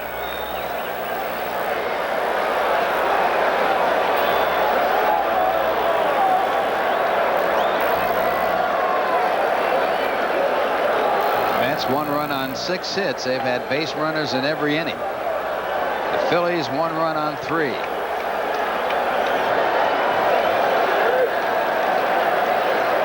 Near capacity crowd here at Shea Stadium. And a line drive to left center field. A base hit. Strawberry's going to try for 3rd. No throw by Von Hayes. He throws into 2nd. The ball gets away momentarily. And McReynolds has put the go-ahead run at 3rd with no one out with a single. Darrell knew who was out there. Von Hayes, who had surgery, bone chips on his right elbow. And Darrell, there was no doubt in his mind. He turned on that burner going around 2nd, and Hayes has no play. Here's Strawberry. Watch him take off. Boy, he is a beautiful runner. He's like a thoroughbred. Makes it look so easy. He and McReynolds both when they run. Really gliders, and now runners at 1st and 3rd, no one out, and the batter's Gary Carter. Carter 2 for 2 tonight.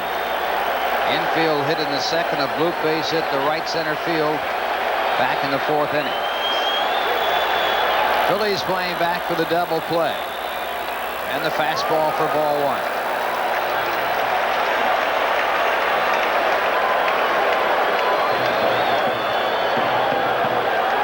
Carter's had a great year against Philadelphia. 5 home runs, 17 hits. Batting over .400 against the Phillies.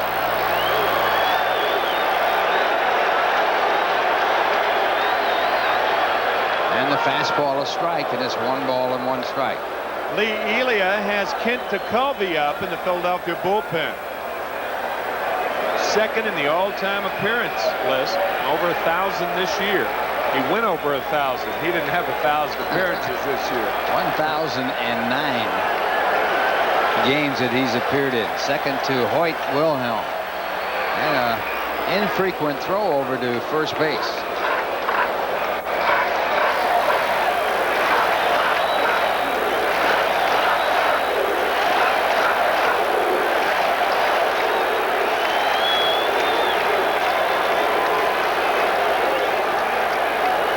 Reynolds breaking back. The ball gets by Parrish. Here comes Strawberry, and he'll score, and the Mets take the lead 2-1 on the wild pitch.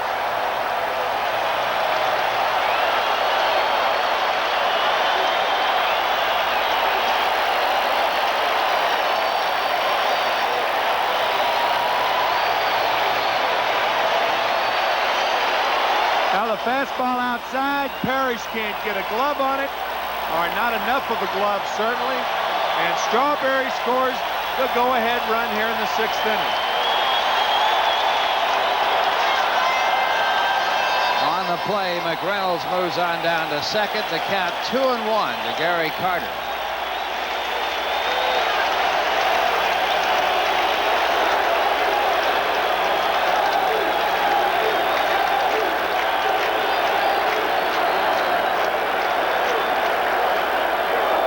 Two and 2. Second wild pitch by Carman in this game, and he now has had 8 for the year.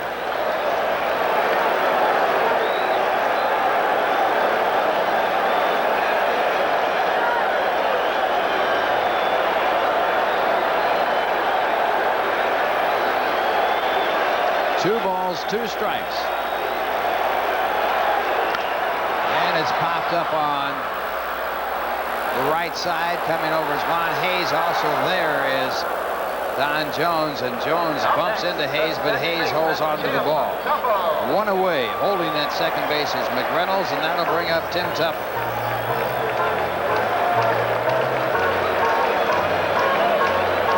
Hayes calling all the way. I got it. I got it. YOLO Tingo, huh? Or is it Tango? YOLO Tango. No, YOLO Tingo. Elias Chacon. Richie Ashburn tells that story of how he had to say YOLO Tango because Chacon couldn't speak English. He started saying that, then Frank Thomas ran over him because he couldn't understand Spanish. That's right, ran into that. Ashburn was having all kinds of trouble with Chacon, and finally he found out how to say I have it in Spanish, and when he did, Chacon broke away from the play, left him alone, and Thomas ran into him. Richie right here in this ballpark tonight, announcing for the Phillies. YOLO Tango. That was Hayes then. And a pop-up on the right field side once again. Coming up is Jones. He's having trouble. He runs into the second baseman, Samwell, and Samwell holds on to the ball. So 2 hit-and-run collisions by Jones in 2 appearances at the plate. Well, Ron apologizing to Samuel, and you learn after a while to just open your mouth and yell as loud as you can. Nobody can hear you. Elia now going out. Jones ran into Hayes. And now Samuel. Sammy appears to be all right. YOLO Tango. Now they should be able to understand it. I know Richie Ashburn does. There's Richie to the right of your screen along with Andy Musser, one of the Philly announcers. Well, the option here is to walk Elster to pitch to Darling. Mets leading 2-1, a runner at second base, 2 men out.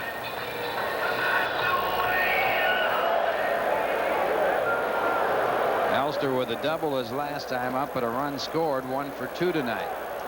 They're going to put him on.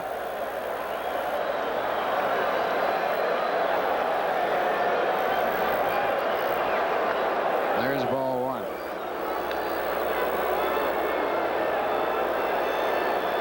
Late in the game, I think this is the only thing you can do. Got to play the percentages, even though Elster has not hit well against Philadelphia. He's had only 4 hits and 34 at bats. He did double and score the first run against Carman, however, in the 5th inning. Darling, no out man, though. Darling with 14 base hits has driven in 2. Last night, they walked McReynolds to get to Strawberry. Strawberry, that was night before last. Strawberry hit a 3-run home run. When things are going bad, they stay bad. Phillies 33.5 games out. They are in 6th place in the National League East. And ball 1.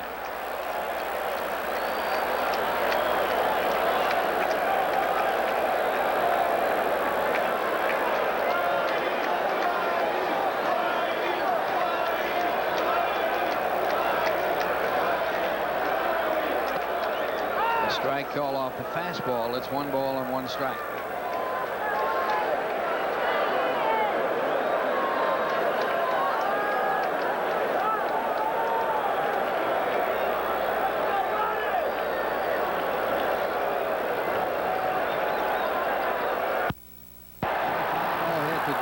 Center field. Von Hayes is there, and he makes the catch on the edge of the warning track to retire the side.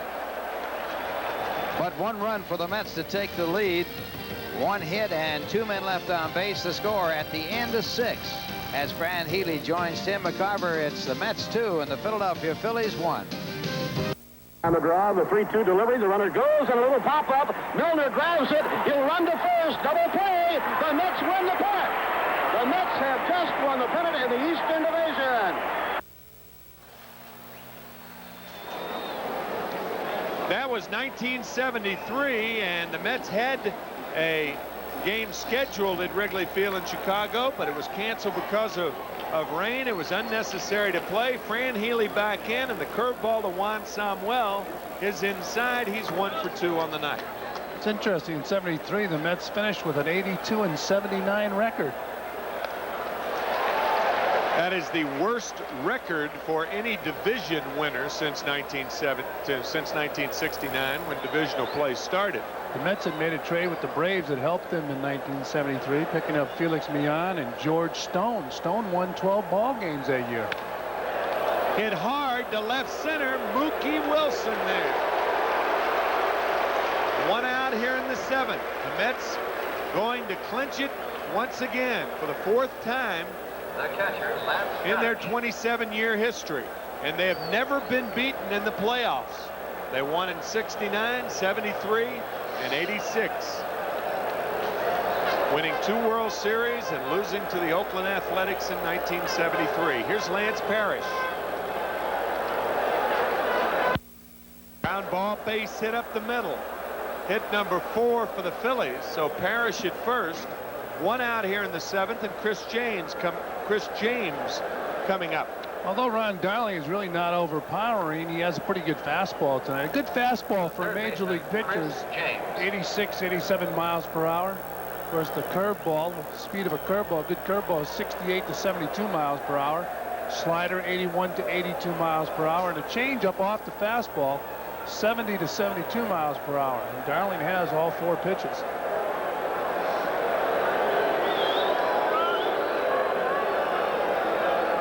Chris James has half the Philly hits this evening. 2-1 ball game. Popped up. Is it playable? Hernandez near the photographer's booth, and it's back into the stands. 0-1 to James. Fran, I was talking to C.J. Cherry, the traveling secretary of the Cardinals, the other day, and unrelated matter other than baseball, and he was telling me that Jerry Risch, who is the visiting clubhouse man for the Cardinals, hopes the Mets clinch it here at Shea. He doesn't want all that work cleaning up after a celebration. And another nice by Mindy Rashbaum. Well, they're prepared down in the clubhouse tonight for a celebration. Everything is covered. Be a long trip to St. Louis tonight, huh? It certainly will. Of course, the Mets leave after the ball game and play tomorrow night, but the celebration, I'm sure, will go on for a while tonight. If they can hang on. 0-2 to James. We're in the 7th. 2-1 New York. Got him with a fastball on the outside corner. That's strikeout number 2 for Darling. 2 out here in the 7th.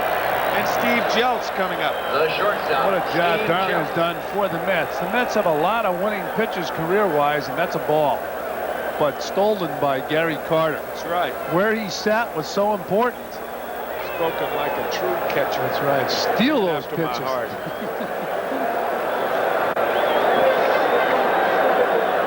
Jeltz, 2. Sharply to Elster. Good play. Over to Tuffle. The Mets need 6 outs, and they will be the National League Eastern Division champion when this game ends.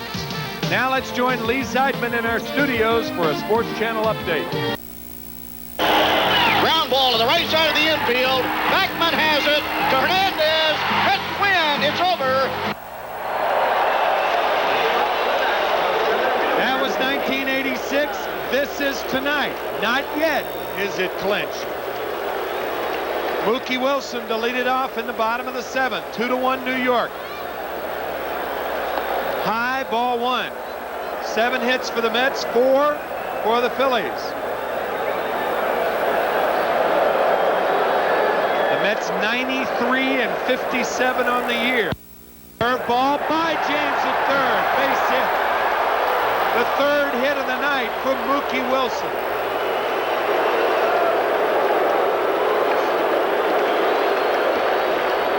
Now batting, third baseman Greg Jeffries.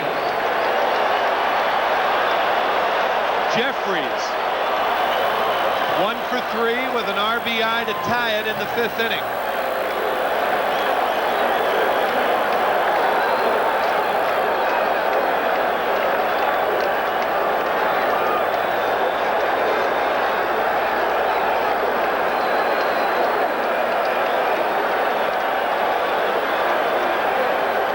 pitch out, nothing doing. See more base runners with that type of lead now off first base, where they have the back foot behind the left foot, so they can just turn over the left foot.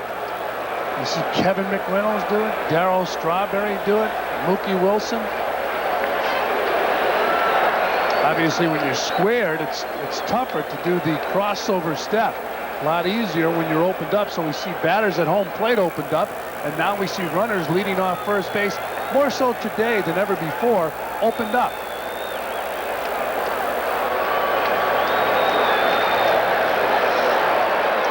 Well, we have just had a visit from an old buddy, Rafael Santana, who was honored earlier tonight. His name in lights here at Shea Stadium. He's in the booth, dropped in to say hi. He's a good man. He's doing a great job with the Yankees, and we are so happy to see him as usual. Another throw to Mookie at first. Mookie back in time. Mookie got another hit. 3 for 4 tonight. The man here, come back here, Rafi. Come back here. Now you're on camera, pal. George will understand. No, he won't. No.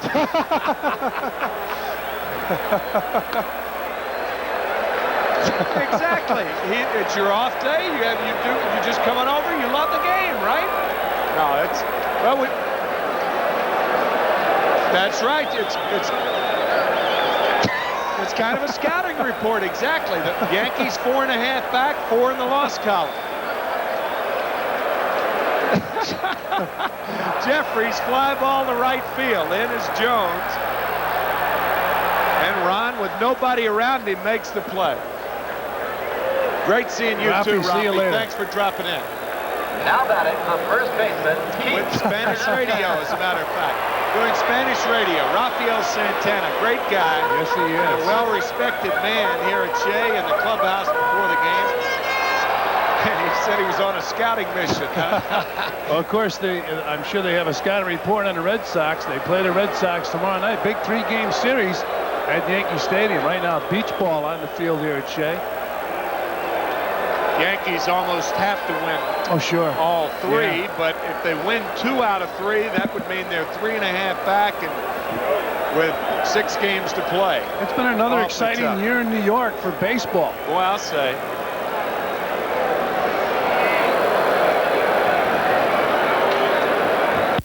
Ground ball right side. Samuel has to go to first as Hernandez, who is 0 for 4 on the night, grounds out. Wilson moves to second, and here's Darryl Strawberry. I'll tell you, friend, we have been talking about a Subway Series all summer long as Lee Elia is coming out to the mound. And I don't know whether we're going to have a Subway Series, but one thing is sure. We will have a bi-coastal Hubway Series. LAX and LaGuardia JFK. Yes. The 2 hubs on the West and East Coast, respectively. Well, Dave Magadan on the pregame show talking about the Dodgers, and they're very happy about the possibility of playing the Dodgers as you look at Colby and Ruffin in the bullpen. And, of course, the Mets have handled the Dodgers in an easy fashion this year, but that can be misleading as far as playoffs go. Back in 1971, the Giants beat the Pirates about 11 out of 12 games, and the Pirates beat us in the playoffs. Bob Robertson had a big playoff. 2 home runs in one game that I remember. 3 home runs in one game. In San Francisco at Candlestick Park. Of course, we had to pitch Gaylord Perry the first game, and we could not use Juan Marichal to the 3rd game. And when Juan pitched, it was a 1-1 series, and Juan lost the ball game 2-1. Pitched a great game, and so we lost the playoffs to the Pirates. But I'm sure the Mets are well aware that you got to be ready for those Dodgers. Dodgers having a great year. Orel Hershiser going again tonight for victory number 23, and he has 40 consecutive scoreless innings, and they're playing against San Diego at Dodger Stadium this evening. Darryl has walked twice, he scored a run, and he's struck out. He's 0 for 1 on the night. High ball 1. You know, Elia probably told Carman to pitch him carefully. But if he does, he's out of there with McReynolds the next hitter. You're going to see Tekulve, probably. Elia and Carman. Sounds like an Italian opera.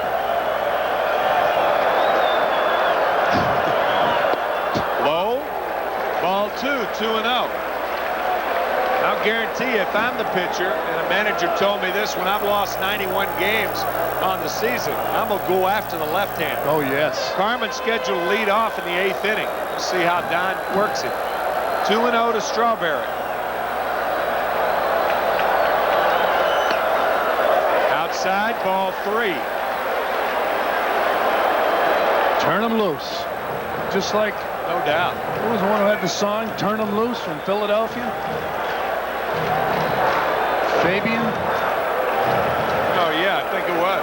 Something like that. Oh, they're going to walk up to go after McReynolds.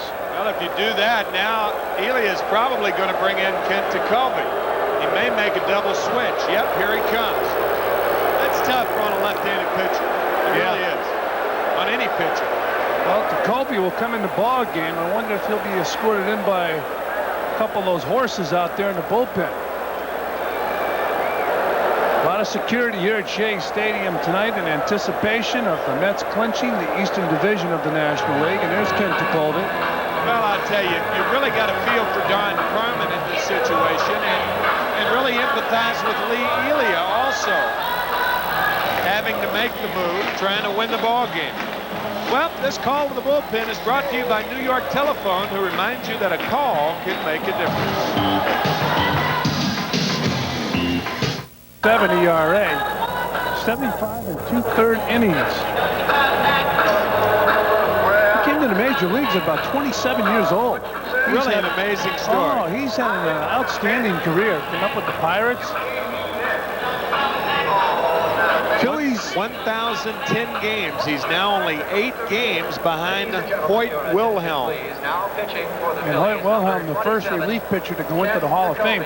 Tim, you live down here in Philadelphia. Do you think the Phillies are going to make wholesale changes during the offseason? I think they're going to make retail changes during the offseason. It's more expensive than wholesale. Yeah, that's what I mean. Well, there's his record. Well, you got to build from the farm system too. Well, and that's like the Mets have. I mean, you've got a typical analysis of these two clubs tonight. One whose farm system, a very proud farm system in the 1970s, really shattered during the 1980s, picked apart, picked clean, and the New York Mets in the 1970s, a poor farm system, and now flourishing in the 80s. And the Mets tend to stay away from free agency. They've been burnt going after free agents. I think the only ball club that I can remember off the top of my head that has done pretty well through free agency, and it was all the ways back in the 70s, in the mid-70s, was the Yankees. The Yankees did exceptionally well with free agents. Of course, now the Mets are doing it through trades and bringing guys up in the minor leagues. In fact, they scored their first run tonight. Kevin Elster doubles, and Jeffries drives them in on a force out. Sure, but two young players out of the minor leagues. So Kevin McReynolds batting now with 2 out and 2 on here in the 7th. The Mets with a 2-1 lead. Colby with 90 appearances last year, the oldest pitcher in the National League ever to have 90 appearances. A ball and no strikes to Kevin McReynolds. Cleveland, if you can believe this, back in 1944, had a guy named Joe Heaving who set the AL mark.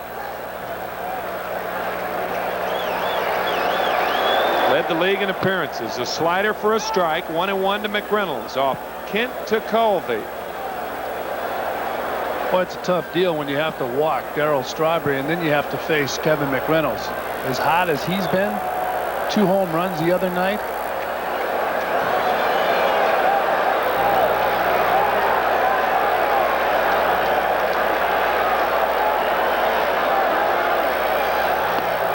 Slider, check swing.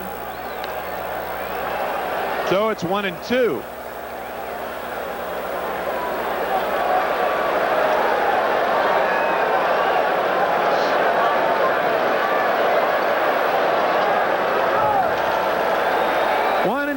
To Kevin McReynolds.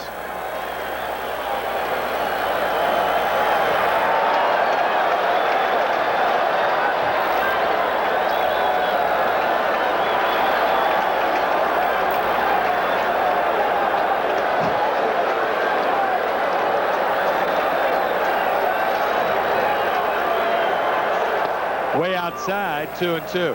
I'd like to clarify something. I said he's 8 games behind Hoyt Wilhelm, and he is in games in relief. Hoyt Wilhelm started 62 games. Make that 52 games.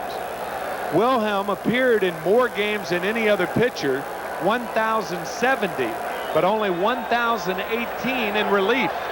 And Tekulve now 8 games behind him. Ground ball, third base. Tough play for James. Safe. Here comes Strawberry. 3-1. Making Wilson.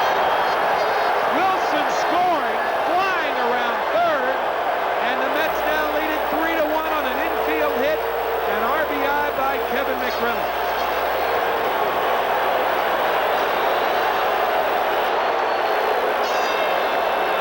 Now here it is again. James charging the ball.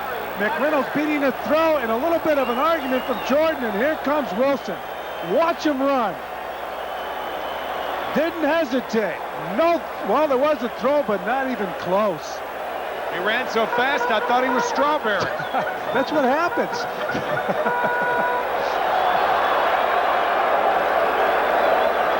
And there's Darrell. So Darrell at second base. Darrell can't go to third base on the play. He doesn't know that Wilson's going to come home. Plus, he's running to second base. He's back to the play. Right. Carter jammed and fouls it back. So it's 0-1 to Gary Carter with runners at first and second, 2 out. That for McReynolds, his 93rd RBI on the year. 3-1 New York. Single runs in the 5th, 6th, and 7th. We will be carrying the post-game festivities for you if the Mets win.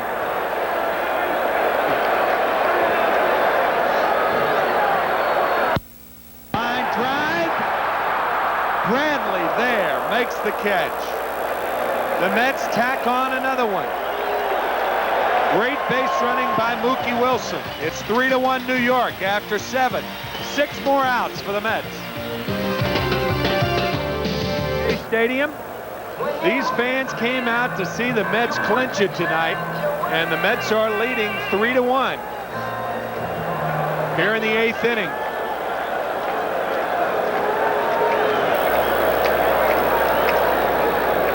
The good folks representing the New York Police Department here in force tonight, number 21. as Greg Gross will lead it off, pinch hitting here in the top of the 8th inning. Greg, a premier pinch hitter, is now 3rd on the list behind Manny Mota and Smokey Burgess.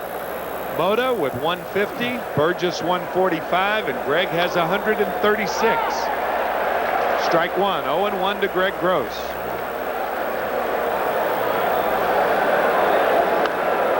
One and 1 to Greg. Darling all the way for the Mets. Carman relieved by Tekulve in the 7th. And Gross pinch hitting for Kent Tekulve. On the corner. 1-2 to Greg Gross.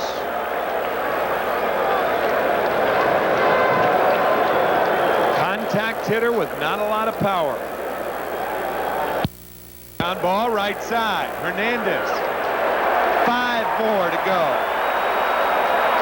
The Mets lead 3-1. Pardon me, Frank. It would be hard pressed to think of a home run hitter who was a good pinch hitter. You mentioned the contact hitter, Greg Gross. I'll tell you one that comes to mind, Jerry Lynch of the Cincinnati Reds. He wasn't a pure home run hitter, but he had a lot of power. Yeah. Phil Bradley now takes a strike, 0-1. A guy who was a great hitter throughout his career and became a premier pinch hitter. Last few years, Rusty Staub. But not a 1-1 to Bradley.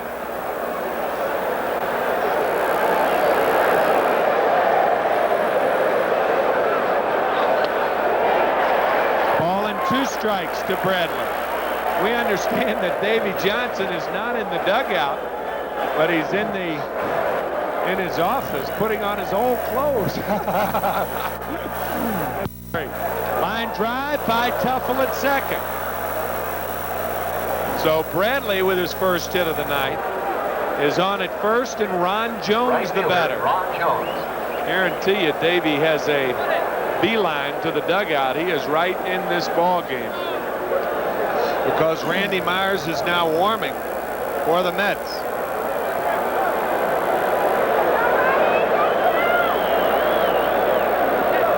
There's Randy Myers. And here comes Mel Stottlemyre. Well, the batter will be Ron Jones with the runner on first base, and Mel Stottlemyre on out to talk to Ron Darling, along with the co-captains of the New York Mets, Gary Carter and Keith Hernandez. As Ricky Jordan will follow. How many guys are on that mound? 1, 2, 3, 4, 5, 6, 7. Like a UN.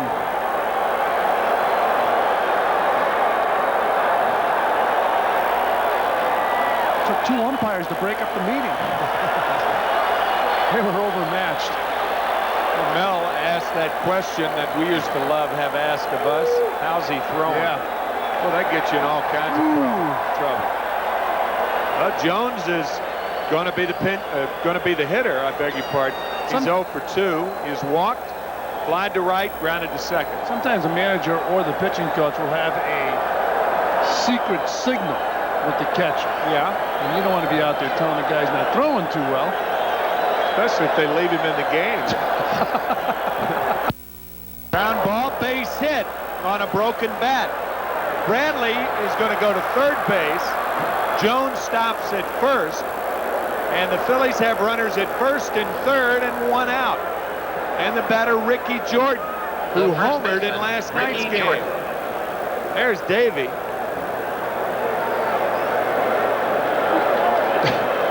Why would Davey have his old clothes on? I was really kidding about I know, that. he's got his uniform on. It's his older uniform. Darling will be allowed to pitch to Jordan here. Ricky 0 for 3 tonight, but he had a long home run in last night's game. 10 homers in a very short period of time. Ground ball is short, could be 2. Elster, Tuffle, to Hernandez.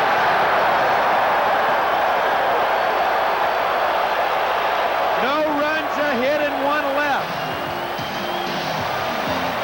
The Mets need 3 outs now, and they have a 2-run lead. Bottom of the 8th coming up.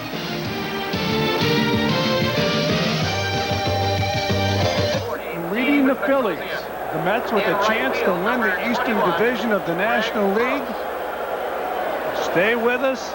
As Steve Bedrosian is on the mound, 5 and 6, a 3.95 ERA, 25 saves. He missed a lot of time this year.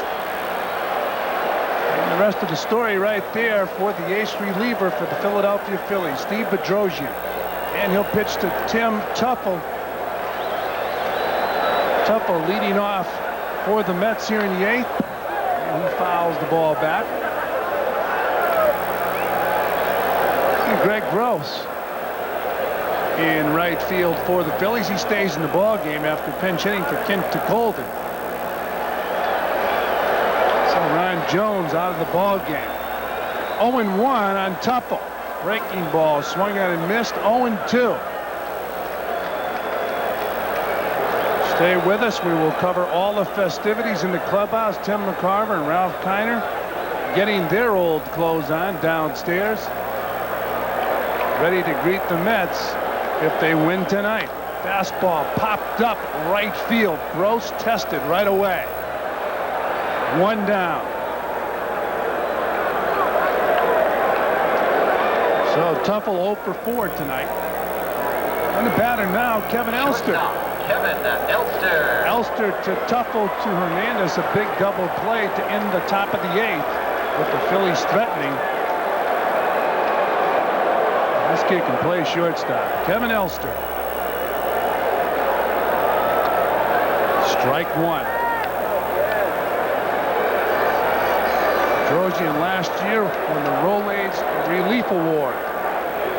Had an outstanding year for the Phillies, breaking ball down low. 1-1. Best pitcher in the National League last year.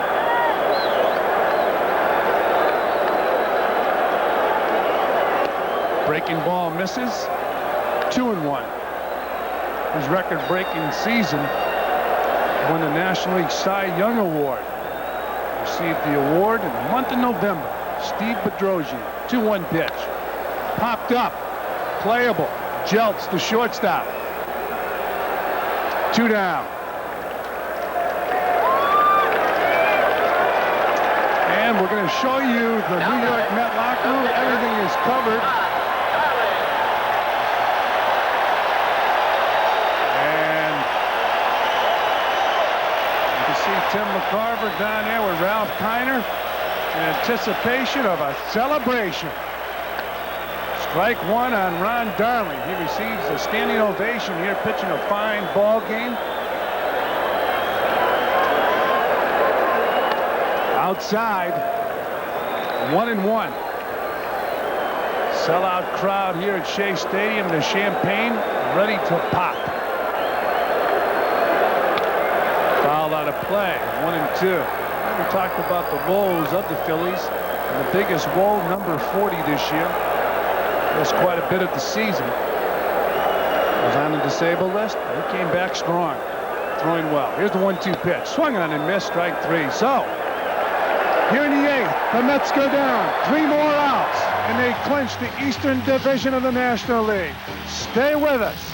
We'll be right back. There's the score. California, here we come. The Mets, 3 outs away from winning the Eastern Division of the National League. And those guys have done a great job. So is he. Ron Darling now will pitch to Von Hayes. Joining me in the booth, a man who has followed the Mets since 1962, Jack Lang. And Von Hayes takes the ball. Jack, can you believe that the Mets right now will win the 2nd division under the regime that took over in 1980? That's right. And what a machine they've built. Oh, boy. This won't be the last we're going to see. No. Not with that pitching staff. Oh, there's a strike. 1-1. If the Mets stayed healthy last year, this could be the 3rd in a row. That's right. 1-1 on Von Hayes. You got to be here to just feel the excitement in the air. You know, it started right early in the game, too. Boy, it did. These fans. At the very first inning, on every pitch, the fans were up. It was like it was the 9th inning in the 1st inning, and they haven't let up. They're on their feet now here at Shea Stadium. So is he. Davey Johnson, what a job he's done. He certainly has. Probably the most underrated manager in the game today. We got the most underrated manager and the most underrated ball player in left field. Yes. Strike 3. 1 down.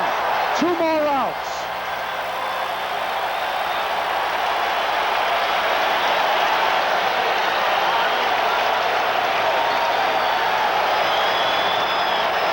Fans, no matter how many times you go to one of these, they're still exciting. I mean, these fans, I bet a lot of them have been here before for a clinching, but tonight is the most exciting for them again. Boy, it really is. Wow. Juan Samuel, the batter, takes up high, ball 1.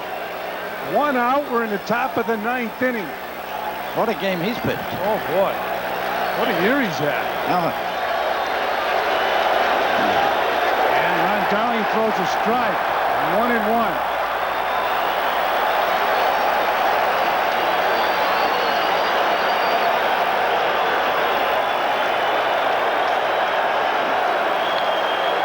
Up on a play.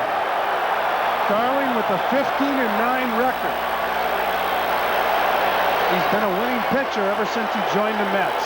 Frank, I think that's the strongest bullpen I've seen all year. Oh, boy. Oh, yes. You mean with those? Yes. With helmets on. The horse is out in the bullpen. And a chopper to Darling. 1 to go. 1 more out.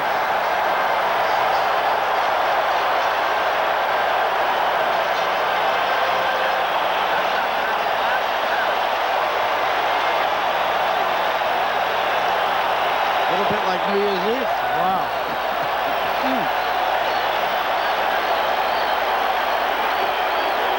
Well, they've been filling the seats all year here at Shea Stadium. The Mets about to clinch the Eastern Division title. Strike 1 to Lance Parrish.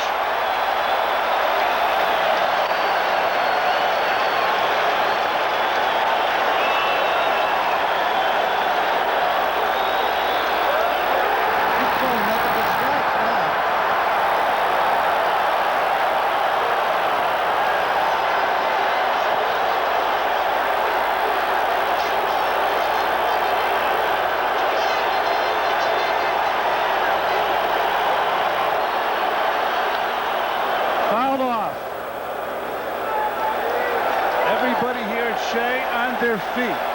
The champagne is about to flow in the Mets clubhouse. Stay with us. We'll cover the festivities. Ralph Kiner and Tim McCarver down in the clubhouse. Ooh! 1-2. Carter wanted it. Look at the players. They're all on the edge. They're ready to jump out, too. A lot of them have been through it before. He gave it to him. Strike 3, ball game over. New York Mets win the National League Eastern Division crown the second time in 3 years. Listen to this place.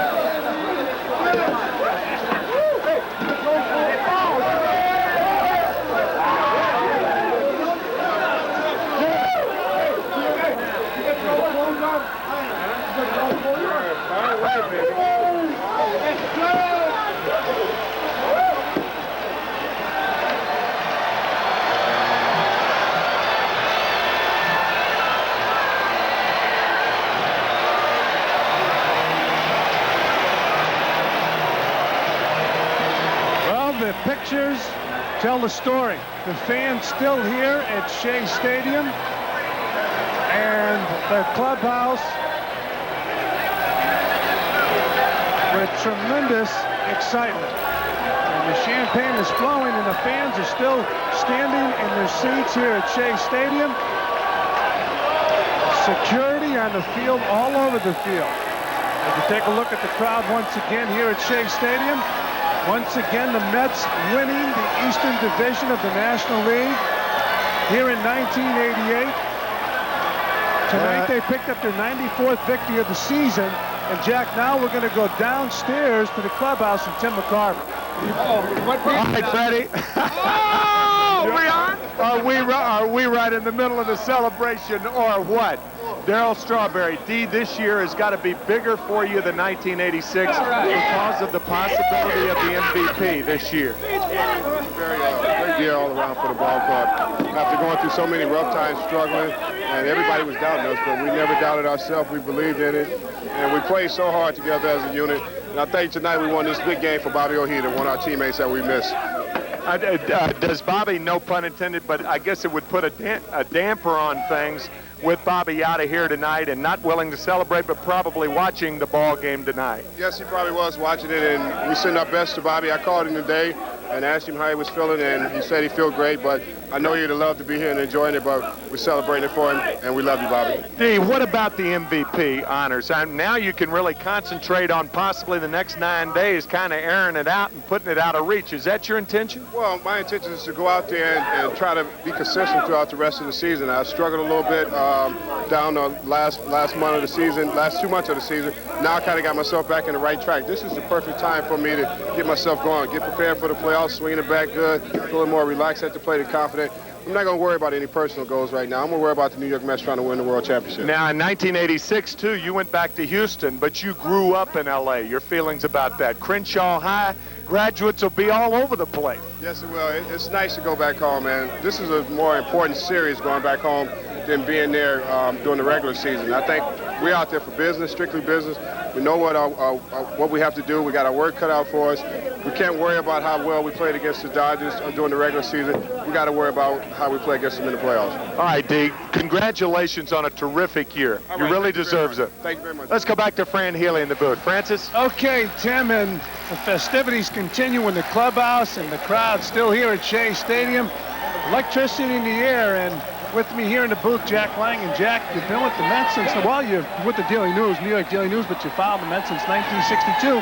And as you mentioned, the enthusiasm, it never ceases when a team is out there trying to clinch the... I couldn't get over the enthusiasm tonight from the very first pitch. There just seemed to be such an electricity in the air, maybe because they didn't get it last night, and tonight the fans came out. A great night. It was just a tremendous ball game and a tremendous thrill for everybody who's here tonight. And you know what stood on my mind tonight is you see the present, and you see a lot of good players in the present, and you also see the future, Greg Jeffries, Kevin Elster, a young pitching staff. And now let's go back down into the clubhouse to Tim McCarver and Ralph Kiner. Okay, right now we have Howard Johnson. Howard, it was a great year, and of course, how does this compare to 86? I think I enjoyed this one more because the way we struggled all year, you know, and in 86 it was destiny from the beginning, and this we had to fight for a little bit. You know, you're one of the few guys that played with 2 World Championship teams in 2 different leagues. I know I've been very lucky, you know, I've played with some great teams, and you know, I just can't say enough about the organizations I've been with. The Mets have been great, and believe me, they deserve it. They really do. They've done a hell of a job here. Well, you got to look forward to the Dodgers now. It looks like it's going to be the Dodgers. How do you look at that? It's going to be a tough series, but we know we got some work to do. They got outstanding pitching just like we do, and it should be some tight, close games. Probably as exciting as the Houston series in '86 was. Any time during the year you had any doubts about the Mets winning? No, I really never doubted it. Just because the guys on the team are veteran players. You know, we've been through this before, and even some of the other guys who were here before '86, like Keith and myself, you know, we've been through pennant winners before.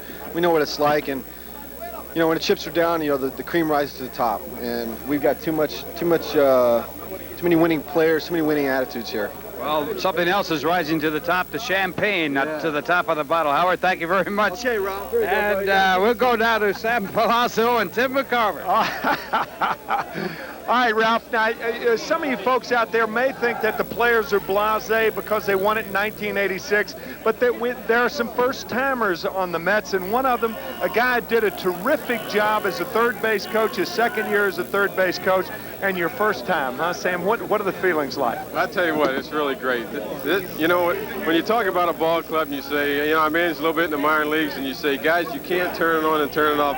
This ball club put up a pretty good battle to that argument where they turned it on when they had to, and they still have. Well, you mentioned that, Sam. What about some times during the early month, I guess from late June to middle of August, when the guys were playing about 500 baseball? Any concern? Well, yeah, I was concerned. You know, it's really not in my hands. You know, they have to play the ball game, so you know, we try to root for them and try to pump them up as much as they can. But we just never lost the lead, and we got down real close. They turned it on, and I don't know how they did it, but they did it. And here at the end, this is amazing. It's amazing how they did it. Well, what before this was your best memory of a winning ball club? It was in the minor leagues, was it? Yeah. That had to be 1983 when we had a team like Dwight Gooden was on the ball club. We won 99 games, including the playoffs. With Lynchburg. With Lynchburg, we had Dykstra. We had a great ball club, and all we did was win. And it wasn't even. It came down to the last 3 games in the second half before we actually won it. and they were outstanding. From Lynchburg to New York, a long way, huh, Sammy? Long way. I hope I stay here a long time. Well, Ralph Kiner's with Wally Backman, one of the real slugging stars over the last 4 months of the season. Wally and Ralph.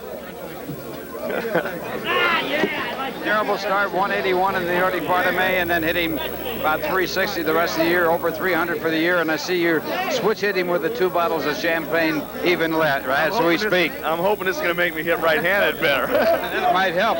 At least it'll make you think better anyway. That's right. I won't have to think then. So anyway, Wally, it was a great thrill. Of course, the Mets did clinch it here, but 86, how about the comparison? Well, you know, Ralph, I really think it's the same. I mean, that's what we play this ball game, this baseball for, is to just be able to try to go on to win a championship, try to go on to the series, and we've been able to do it twice now in the last 3 years. Hopefully, this is just one step of the 3 we have to make, and hopefully we can overcome the Dodgers and then go on from there. Was it easier this year than the first time? Absolutely not. We won by 20 games last time or something like that, you know. But I think, you know, after the All-Star break, we had a good feeling. Really knew that what we had to do to be able to win this division. The Cardinals, who we all thought was going to play a lot better than they have, really got out of the race after the first half of the season. And, you know, the Pirates have done a great job. You know, it's a young ball club with a lot of talent. So we'll see what happens. Let's see what happens. I think we're going to beat the Dodgers. Well, there you have it, folks. Wally Backman. Now let's go up to Tim McCarver and his special guest, Sid Fernandez.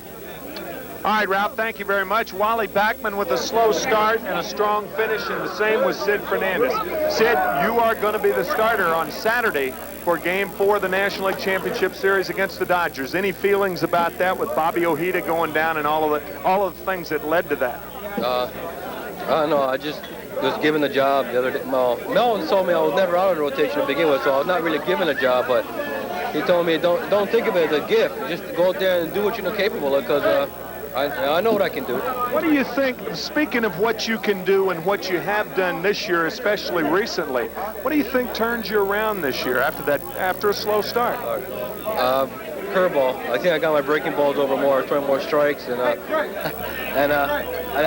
cold. And I think that was it. Gave my breaking balls over and throwing more strikes. I wasn't throwing many strikes in the first half. Do you think the experience in '86 is going to help you this time around? I hope so.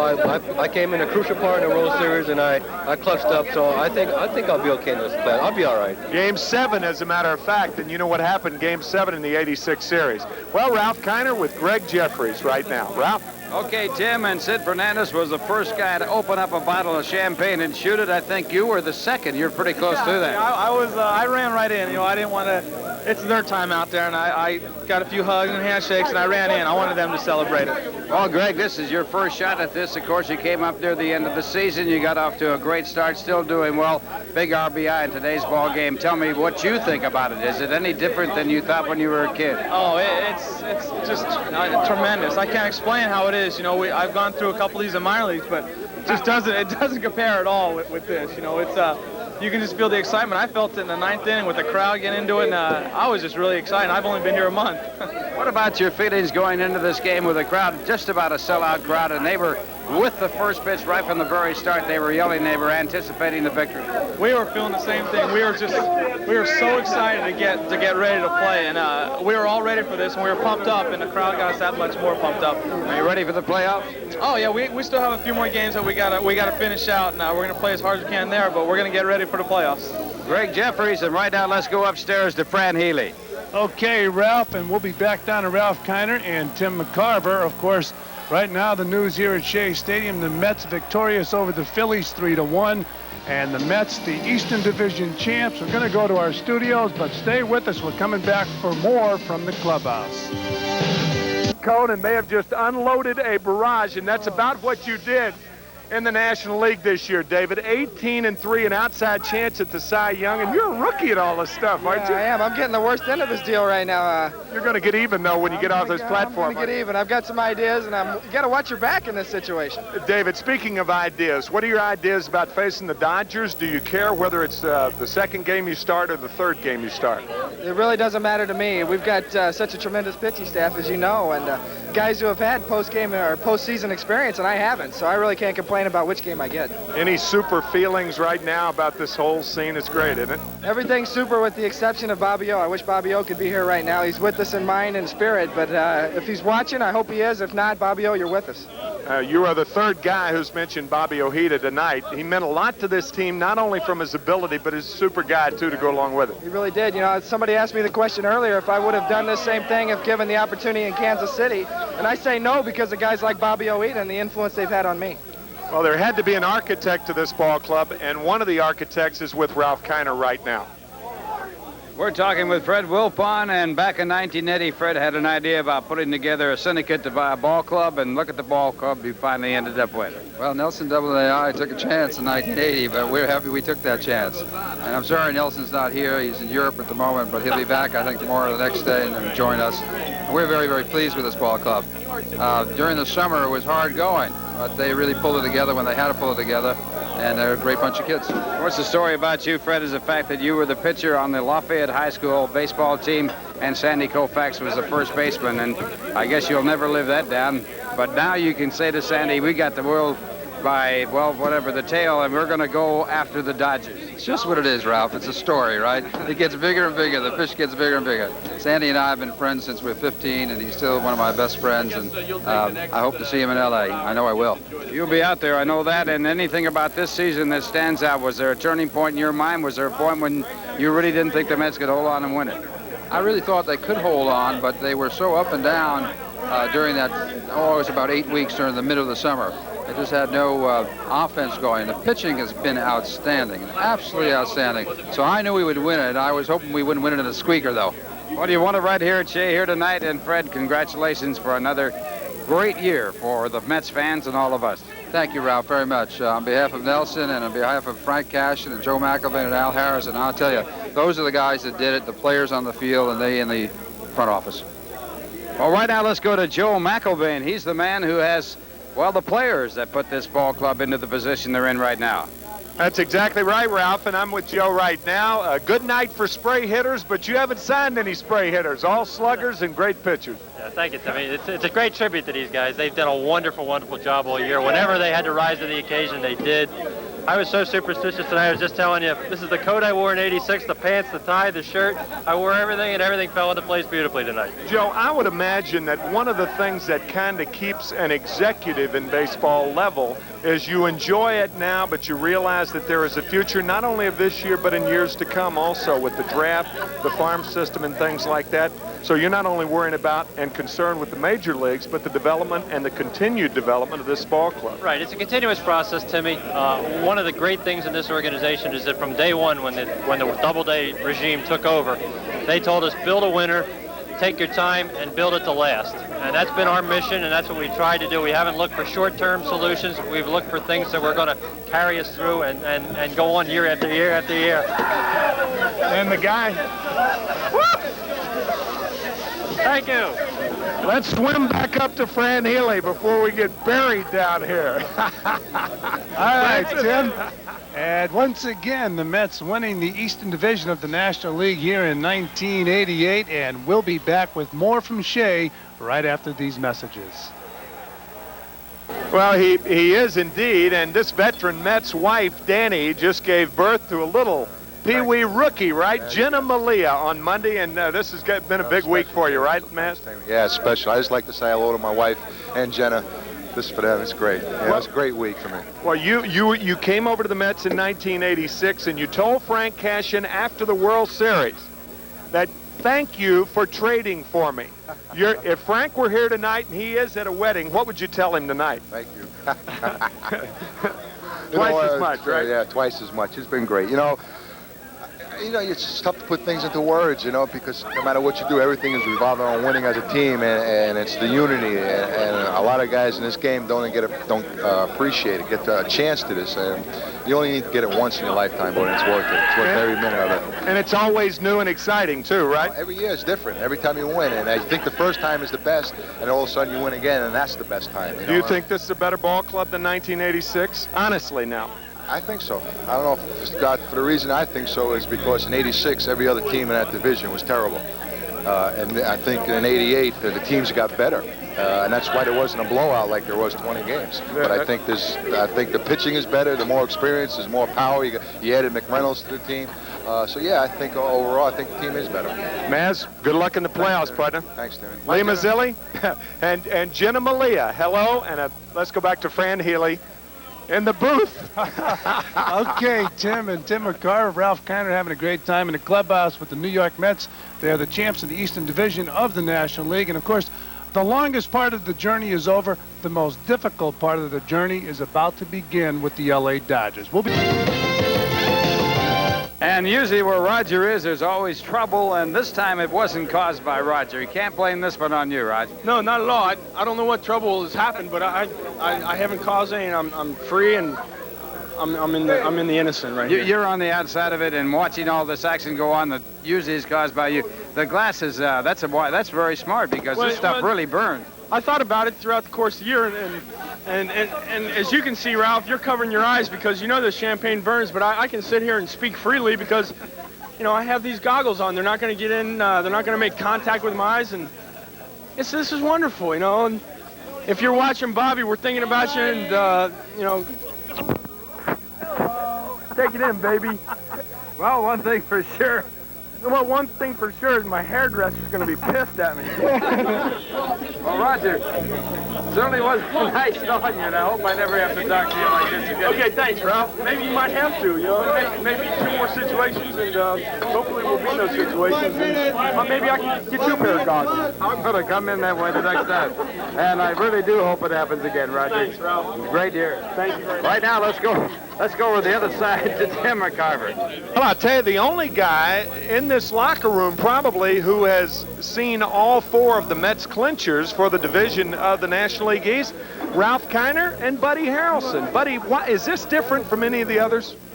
Well, I think I'm becoming a little bit immune to the parties. You're not as wet as you used to be. No, right? I get a bottle and I go outside. My son was here and his girlfriend and the neighbor kids, and I went out and celebrated a little bit with them. But I met Mookie in the back room, and I think the older players are a little bit more subtle and immune. I don't think any of the older players got you with champagne. I think most of the young players probably did.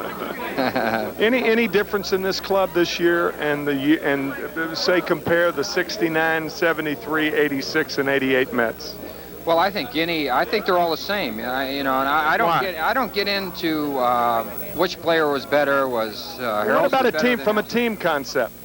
From a team concept, I think we had depth as the 69 team had off the bench, injuries and players coming out and doing the job with Magadan, and then a kid like Jeffries coming in and doing the job, and Hojo going over to shortstop and doing the job. And I think you need that. I think you need good pitching, which we have. You need defense, which we had this year, and you have to get key hits, and that means the hits when you really need them. And all the teams that have ever won have had those. And of course, you stay away from injuries. And in '87, we did not stay away from injuries, and that put us 3 games shy of the championship. Okay, compare the pitching staffs now. You had a great pitching staff in '69 and a very deep pitching staff this year. Of course, without Bobby Ojeda now, but still, nonetheless, a very deep pitching staff, kind of like where that bottle just went. Yeah, down the leg, too. 69, we were very deep in pitching, you know, with Gentry and Seaver and Kuzman and McGraw in the bullpen, and we had some guys like a Terry Leach. We had guys like Ron Taylor who would come in, or Jim McAndrews who would come in and do the job. We used to call Jim McAndrews the stopper, because every time we got in trouble, like we do with Terry Leach, we stuck him in the rotation and he would stop the losses. You need that. I mean, you need guys chomping at the bit to get in there to show what they can do, and maybe they could pitch with other ball clubs, but we were on the Phillies together, and we had a bench on the Phillies that wanted to play and probably could have played with other teams, and we won because when something happened and you stuck a guy in there, he could play for 2 or 3 weeks and do a good job for you, and this ball club is that kind of ball club. Well, another guy who could talk about the pitching staff of the New York Mets is with Ralph Kiner right now, and he's Gary Carter.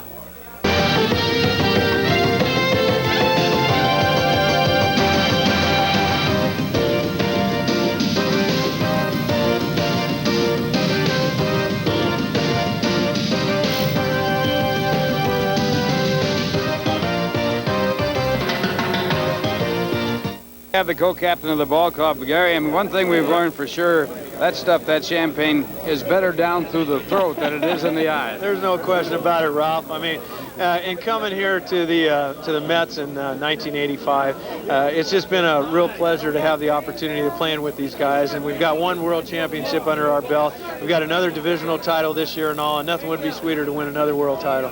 Everything is going better for you now. You've been hitting the ball very well lately. Had a couple of big hits in the ball game today. Well, it feels good, Ralph. I mean, it's gratifying now to have it happen when it's most important, I guess. And, I just hope that I can finish off the season strong and carry it on into the playoffs and the World Series. It's been kind of a disappointment, I mean, as far as number-wise. But the thing that's most sweet about it and most gratifying is when you play a team sport and all and you win a divisional title and go on to the playoffs. That's really what it's all about. Bottom line is right there. And one thing for sure, and we've talked about it all year long, this pitching staff has been outstanding, but you have handled the pitching staff, and these guys have good stuff. And a David Cohn throwing that ball in the dirt, or a Gooden or a Darling or whatever it might be, Sid Fernandez, you've really had to work, and you have done a fantastic job behind the plate. Well, thank you, Ralph. I'm just very grateful and very proud to have the opportunity of catching these guys. We do really have a great staff, and to have the success that they had this year, leading the league in ERA, and it's just each one is a challenge, each guy, and it's just a pleasure to catch them. I mean, I go back behind that plate, and you get a Ron Darling like he had a game tonight, and he was just outstanding. I felt like I was in a rocking chair. And then you get a David Cohn going out there, and I mean, here's a guy that started off the season in the bullpen, and he's got 18 wins. And then a Dwight Gooden, and then you got a Sid Fernandez, and God bless Bobby O. We just hope and pray that he's going to be able to rebound from his injury. And I know that he'll be an inspiration for us throughout the playoffs and the World Series and all. And then you got those great guys in the bullpen, the Terry Leaches and the Randy Myers and Roger McDowell's. And it's just a lot of fun when you got a staff like that. I had some good staffs to catch up in Montreal and all, but boy, it's tough to compare these guys here. Gary Carter, and speaking of Terry Leach, here is Terry with Tim. All right, Ralph, and one of the good things, Terry, about winning it, especially with 2 weeks left to go in the season, is you have a chance to make up the T-shirts, right? Right. You get to wear them and enjoy them. Say, this is us. We did this already. Yeah, and you did it already back in 1986. You got to love it this year, huh, Terry? It's awesome. We love it. This is like the finest point in my life so far. Come in, get to absorb all of this. I've been looking forward to this. This is great. Speaking of absorbing, you may absorb a few innings in National League Championship Series play. That would be wonderful. That's like a dream come true. I've been looking forward to that since I was in college, and I said I was going to be there one day, and now is my chance, and I'm going to take the best of it. Well, let's analyze that one step further now. If they need Terry Leach as a long man for the National League Championship Series, it's going to be either a situation in the middle innings somewhere where maybe a starter has faltered. So it's kind of the bittersweet with your job, right? That's it. If I was living back in Greece a long time ago, they would shoot me every time I come into the game because I'm like bringing bad news in with me. I'm like the messenger with the bad news. But the thing is, if I can hold it in there, the guys have shown 7 times, for me at least, that they can come back and win that game. I've got my 7 wins. That's the only way I can do it, is come in, hold them, and these guys come back and score. So maybe it'll be something good. I bring in runs. They think I'm a good luck piece sometimes when I come in, so that'll be great. You sure have been this year and last year 18-3 in your last 21 decisions. Continued good luck in the playoffs. Thank you, Timmy. Appreciate it. Speaking of messengers of goodwill, let's go back to Fran Healy, who's with Jack Lang in the booth. Okay, Tim, and when we come back, there's Roger McDowell. And when we come back, we'll go back down into the locker room with Tim and Ralph, so stay with us. The man that probably the most underrated player in baseball today, at least in the National League. And there he is. You're seeing some emotion finally on the last. Kevin McReynolds. Look at the smile on him. Well, Kevin McReynolds, as Jack Lang mentioned, an outstanding player with the New York Mets. Got a lot of happy New York Mets in the clubhouse, and they're down there with Ralph Kiner. Ralph? Okay, Fran, and I got Keith Hernandez here. And Keith, this has got to be a frustrating year for you with the DL for the first time. And I noticed that you weren't in the starting lineup today, and you got in the ball game. What was the reason for that? You wanted to be in the clincher? Well, of course you do, but Ralph, if I would have felt that I was feeling any pain in my leg, I wouldn't have played, because it's just not worth the chance. It was just a matter of time when we were going to clinch it. And if I heard it again, I'm finished. So for playoff and potential World Series. But it felt good. Steve Garland told me it was all right, and it felt great tonight. Tell me about this experience. Does it compare with any other, or is it sort of mundane compared to the fact that you have been here before? Well, I think that it can't rate with 86 because the lean years, and you were here, you know, and playing in front of 5,000 people, and I was here as a Cardinal playing in front of 5,000 people. So it really means more that we brought something back to New York and the Met fans after such a long time. Well, I expected to win this year, so it was kind of anticlimactic, and but it will be just as sweet when we win against Los Angeles.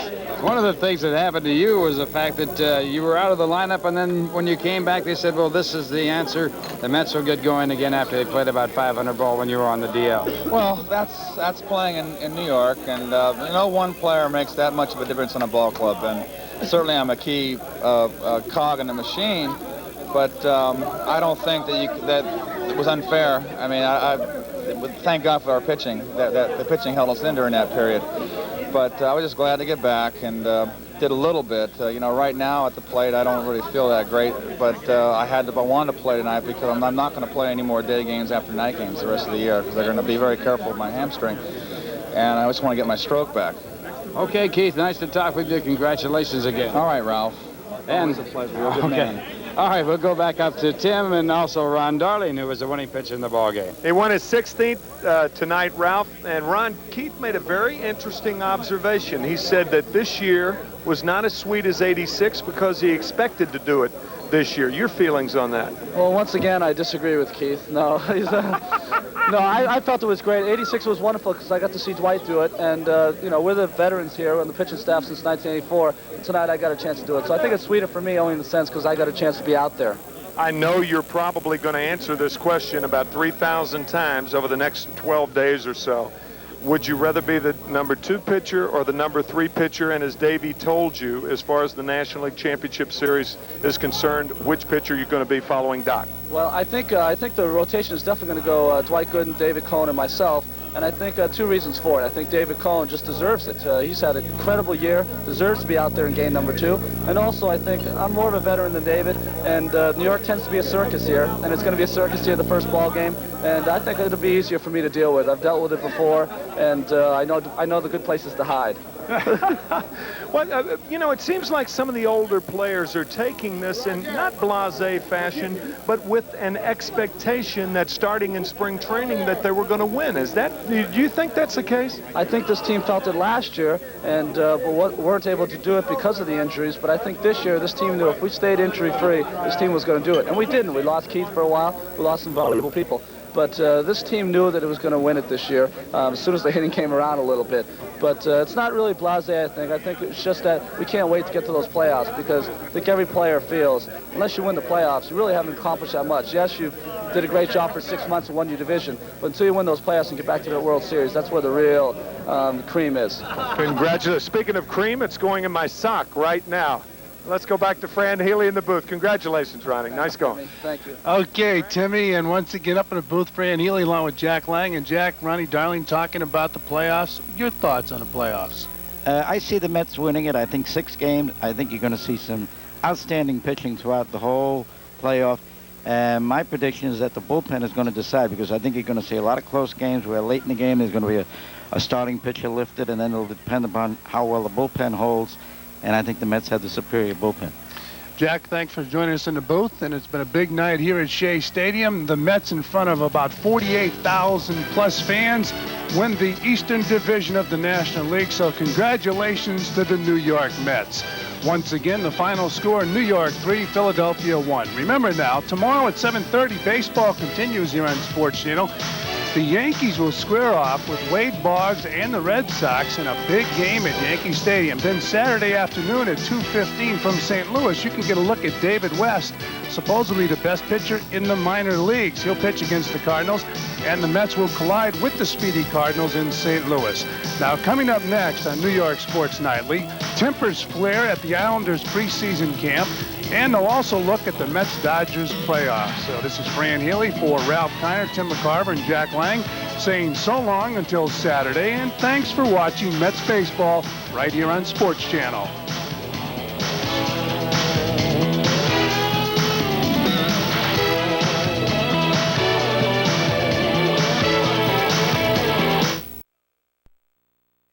played. Oh, Mazzilli! Did you see that Fink Mazzilli sneak up on him? Lee Mazzilli. I think Carl drowned. Goodbye, Carl. I can't believe it. I don't believe it. I don't know how to swim. That is a new world's record for the amount of champagne. Hey, Carl, are you okay? I'm okay. All right, Carl. I thought for a minute you drowned. I feel pretty good. I feel like we ought to be in Seoul, you know? I felt it was like a tidal wave, man. Wow. The mask, he has a way of getting back. Hey, Carl. Yeah. Carl, tell him that's what a hurricane feels like. It said something about a hurricane back in the studio. Listen, congratulations to all of them, Carl. Okay. Good luck, kid. I should be there. You really should. Yeah, I know. I did that when I was 23, too. But I will tell you this right now. Here's how it happened tonight. First of all, the Mets trailed 1-0. Jeffries drove in a run with a fielder's choice. Then Carman throws a wild pitch to Carter, and Strawberry scores to make it 2-1. Then the icing on the cake, McReynolds with a base hit makes it 3-1. And Ron Darling, pitching beautifully, finishes it up by striking out Lance Parrish. Mookie scores, and the final score was 16-9. Forgive me, 3-1 in favor of the Mets.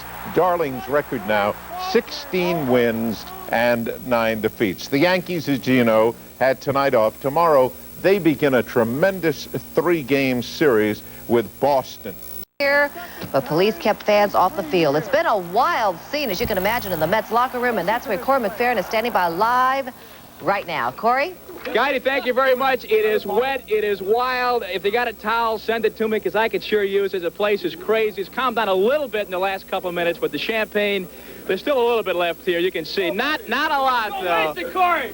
Mets win their second title in 3 years, fourth in the team's history, division title. Let's show you how they won it tonight against the Phillies. Couple of quick highlights. Go back to the 6th inning, and Don Carman on the mound. Gary Carter at the plate. Wild pitch, and here comes Darrell. Mets break the 1-1 tie. It's 2-1.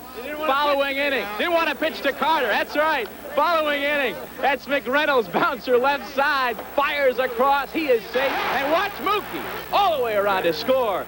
Mets ahead to stay. Final score 3-1. And then minutes later, you want to see the wildest? Watch this.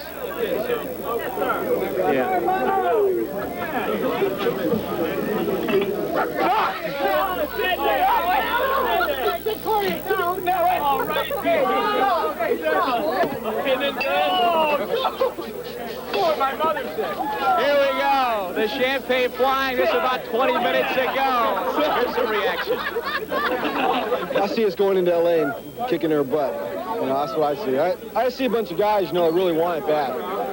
Just because for so long, you know, it was a struggle, and guys, you know, just want to have fun, you know, and we got a chance to really do something here. And while some of us haven't had great years, you know, we got a chance to really do something now in the playoffs, and we're gonna be ready. Must be a kick to come into a place like this and have 50,000 plus yelling for you. Oh, I've never imagined it. You know, here's a little guy like me, and it's just unbelievable that New York people care about me much, and you know, I feel the same about them. Pitcher tonight, Ron Dowling. First, Ronnie, has to be a special kick to go out there and win this thing when it really counted. Well, I think it's great. You know, in '86, I got to see Dwight do it, and that was a wonderful feeling to run out there. But it was nice to be out there and make the last pitch. It was a great feeling. Roger, this is a team that maybe had some doubts about itself mid-year. Did you feel that way when you were struggling? No, I don't think our ball club had doubts. I think our consistency as far as our starting pitching has been there throughout the whole year, and it was just a matter of waiting for our hitting to come around. And, it's been there. It's coming around the last 2 weeks, and we're getting ready to play off. Our pitching is going to be there. Gary Carter, come here for a second, guy. What does this mean to you? You won it 2 years ago. You done it again. What does it mean right now? Hey, it means just as much as it did in '86. But you know, I'm just so proud of these guys. I mean, proudest punch. Proudest punch. Is that word? Bob Marley right here. Protecting his eyes so we don't get that champagne in there. But you know, Corey, going through the year that we did, I mean, we were expected to win it in '87, and we went through a lot of adversity with all the injuries and everything. But we came back and won it this year, and it's just as sweet. you know, these guys, I'm so proud of them and everything. This pitching staff, I mean, to have the opportunity to catch them, I'll tell you, it's really a pleasure. And being able to put together the kind of last part of August and September and all is really what it was all about. We got the Skeet Man here.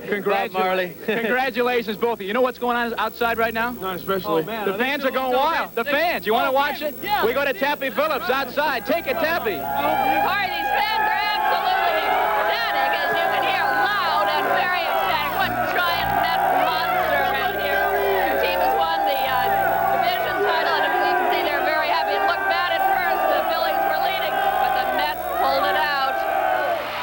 The Mets tied it when a Jeffrey single drove in Elster in the 5th inning, then a wild pitch to Carter let Strawberry score. The Mets pulled ahead and stayed there. Oh, we're going to go. We're going to win it all the way. Yeah! For Bobby O'Heaton, we're going to win it. All the way. It's going to be a Subway Series. We're digging the hole all the way to California. A lot of these fans had hoped the Mets would clinch last night, but Pittsburgh disappointed them by winning. Even so, they're just glad to get a chance to see the Mets clinch the title at home. I've been hoping for the last 3 weeks, hoping my dream will come true, because I predicted tonight would be the night that they're going to do it. It's been a long coming after last year's disappointment. Let's go Mets all the way. All the way at 88. Yeah. Let's go Mets. Let's go Mets. Number one all the way. Let's go Mets. Let's go Mets. Police were prepared in case over-exuberant fans tried to take pieces of turf for souvenirs. 800 officers were assigned to the stadium. 600 of them were assigned inside, including 100 mounted units who ringed the field at the end of the game to keep fans off the field when it was all over.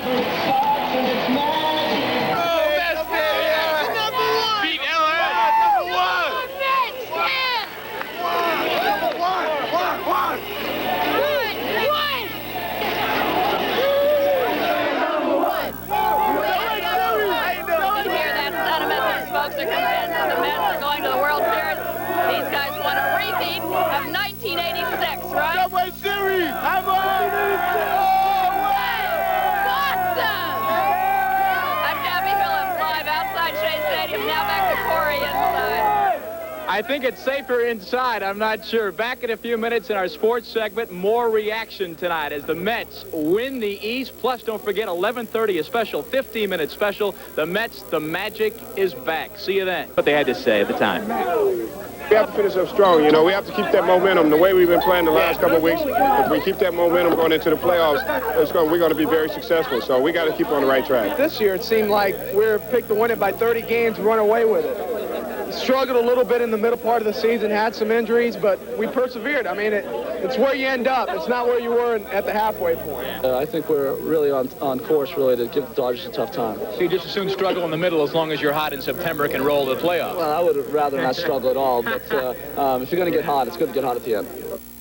All right, back with us live now, Howard Johnson, David Cohn. First of all, I'm going to go with you. Your first time through this. What's your reaction to all this? I'm just trying to soak it all in right now. Well, you're doing a good job. You're wet. I've soaked it literally, that's for sure. Incredible feeling. I just wish that Bobby O was here with us. Has to be a little sad when you think of Bobby laying in that hospital bed. Howard Johnson, for you, your second time around. Any sweeter this time? Third time around, Corey. Third time, Tigers, right? That's right. Gets better every time, really. You know, it's more and more. This year was a real challenge for us, and it's just good that we pulled together and we played really well last month or so, and just finish it out. David, what about you now? I mean, the team had some tough times, middle of the year, and I guess, did you doubt yourself at all at that time? Just say, geez, are we as good as we're supposed to be?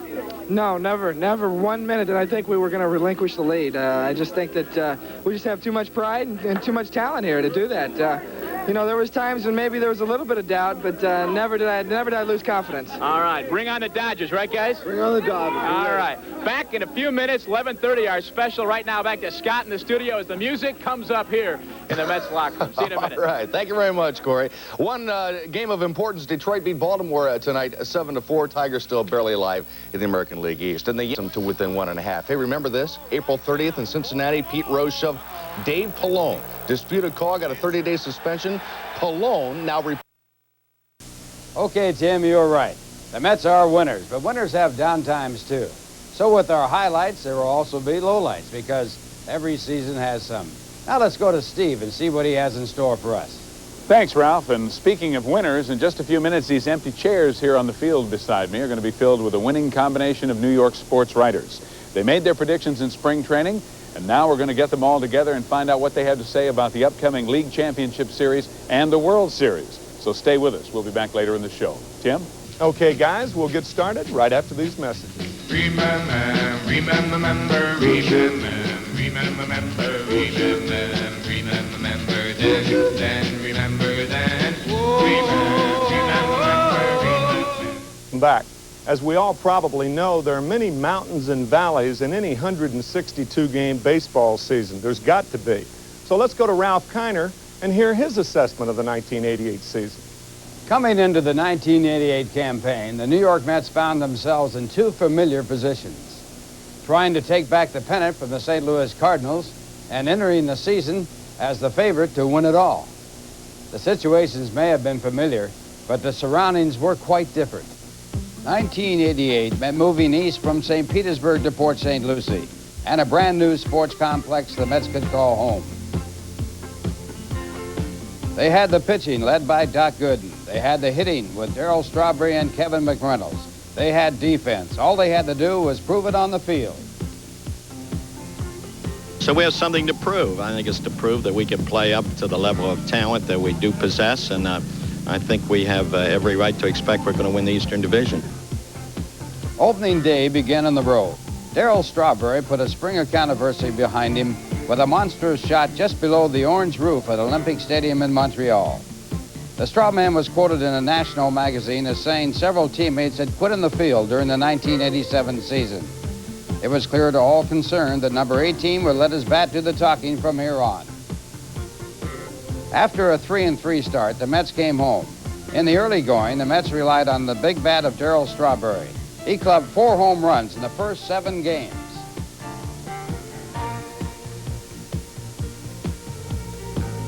An off-season trade put rookie Kevin Elster at shortstop. His game-winning single helped the Mets to an early season sweep of St. Louis. But in the beginning of 1988, the big story was the balk. With umpires now enforcing the rule more than ever, pitchers were losing a lot more than just their cool. In late April, the Mets went to Atlanta, and it was Keith Hernandez snapping a season-long slump with 7 RBIs on the same day as divorce was finalized. Said Hernandez, "I ought to get divorced every day, but on second thought, I couldn't afford it." April ended with a full moon over Cincinnati and a controversy that would linger for the rest of the season. On this disputed play in the 9th inning, the Mets take a 6-5 lead, and it sends Reds manager Pete Rose to the showers, suspended for 30 days. The Mets ended April with a 15-8 mark, and as May began, a new star was ready to shine.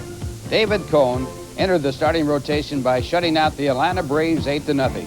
In retrospect, Cone's addition made the Mets a lock to win the National League East. The Mets moved into first place to stay on May 3rd.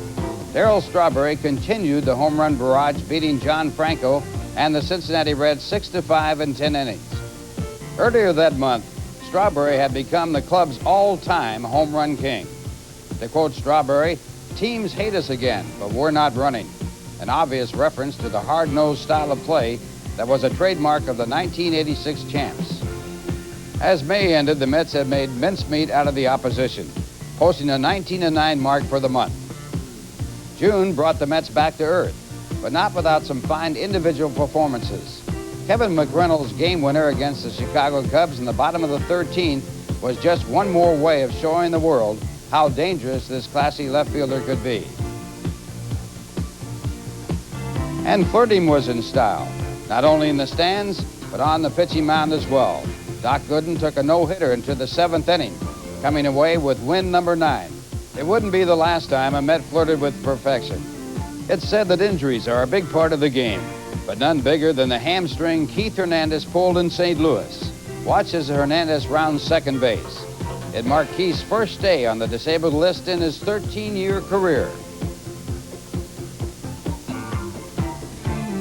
The ball club dropped the next 5 in a row, the first time that had happened in over 3 years. It was clear to everyone just how much Keith Hernandez was missed. The Phillies missed practically everything thrown by David Cone, who took a no-hitter into the 8th inning for his 8th win of the year. Up by 6.5 games, the Mets played the second-place Pittsburgh Pirates for the first time all year. In Game 1, Met Miscues led the Pirates to an 8-5 victory. The next night saw Mr. Consistency Kevin McReynolds belt a grand slam home run to power pitcher Ron Darling past the Pirates 9-0. The rubber game of the early season matchup had Doc Gooden shutting out the Pirates 3-0. And then it was on to Three River Stadium for some high drama. High and deep to right. Way back. Reynolds at the wall. It is gone. Howard Johnson ties the game with 2 out in the 9th inning. It is now 7-7. The Mets won that contest 8-7. They took 4 out of 6 against the second-place Pirates to finish June by 6 games up. So the Mets were halfway home. They had won with timely hitting, great starting pitching, and an effective bullpen. Keith Hernandez was sorely missed, and the club was accused of a turn-it-on, turn-it-off mentality. For the first time, strong doubts were really raised whether or not this team... But the offense stopped there.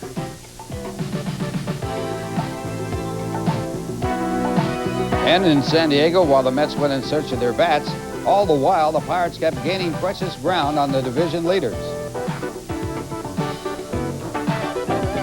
The much publicized matchup against the Los Angeles Dodgers and Kirk Gibson allowed the Mets to survive the deadly West Coast trip. When they needed it most, Mookie Wilson came off the bench to give the Mets a much-needed kick in the pants. Mookie spent September fighting for his baseball life.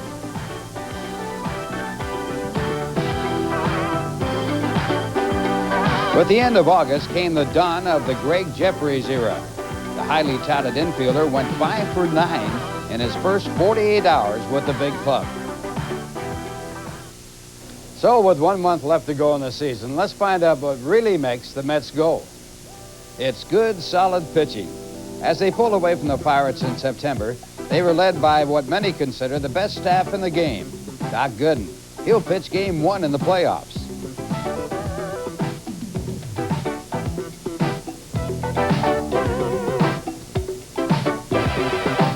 David Cone. The trick to beating Cone is to get to him early. Otherwise, you might as well go home. Ron Darling, a thinking man's pitcher from Yale. In the Jim Palmer mold, he's nearly unbeatable at Shea Stadium. Sid Fernandez, his control is erratic, but don't blink when his fastball is on. Bob Ojeda.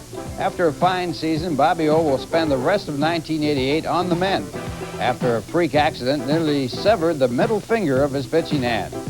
Out in the bullpen, Randy Myers has shown he can handle the stopper's role he inherited when Jesse Orozco was traded to Los Angeles.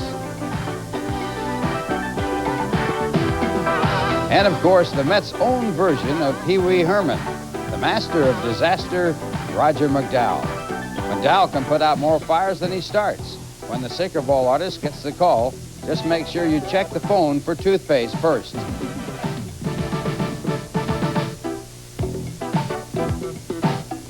The architect of this group is General Manager Frank Cashin. Cashin knows pitching talent in the same way a horse trainer can smell a Derby winner. In Baltimore, he guided the Oriole juggernaut to 2 World Series titles, 4 series appearances, and 6 division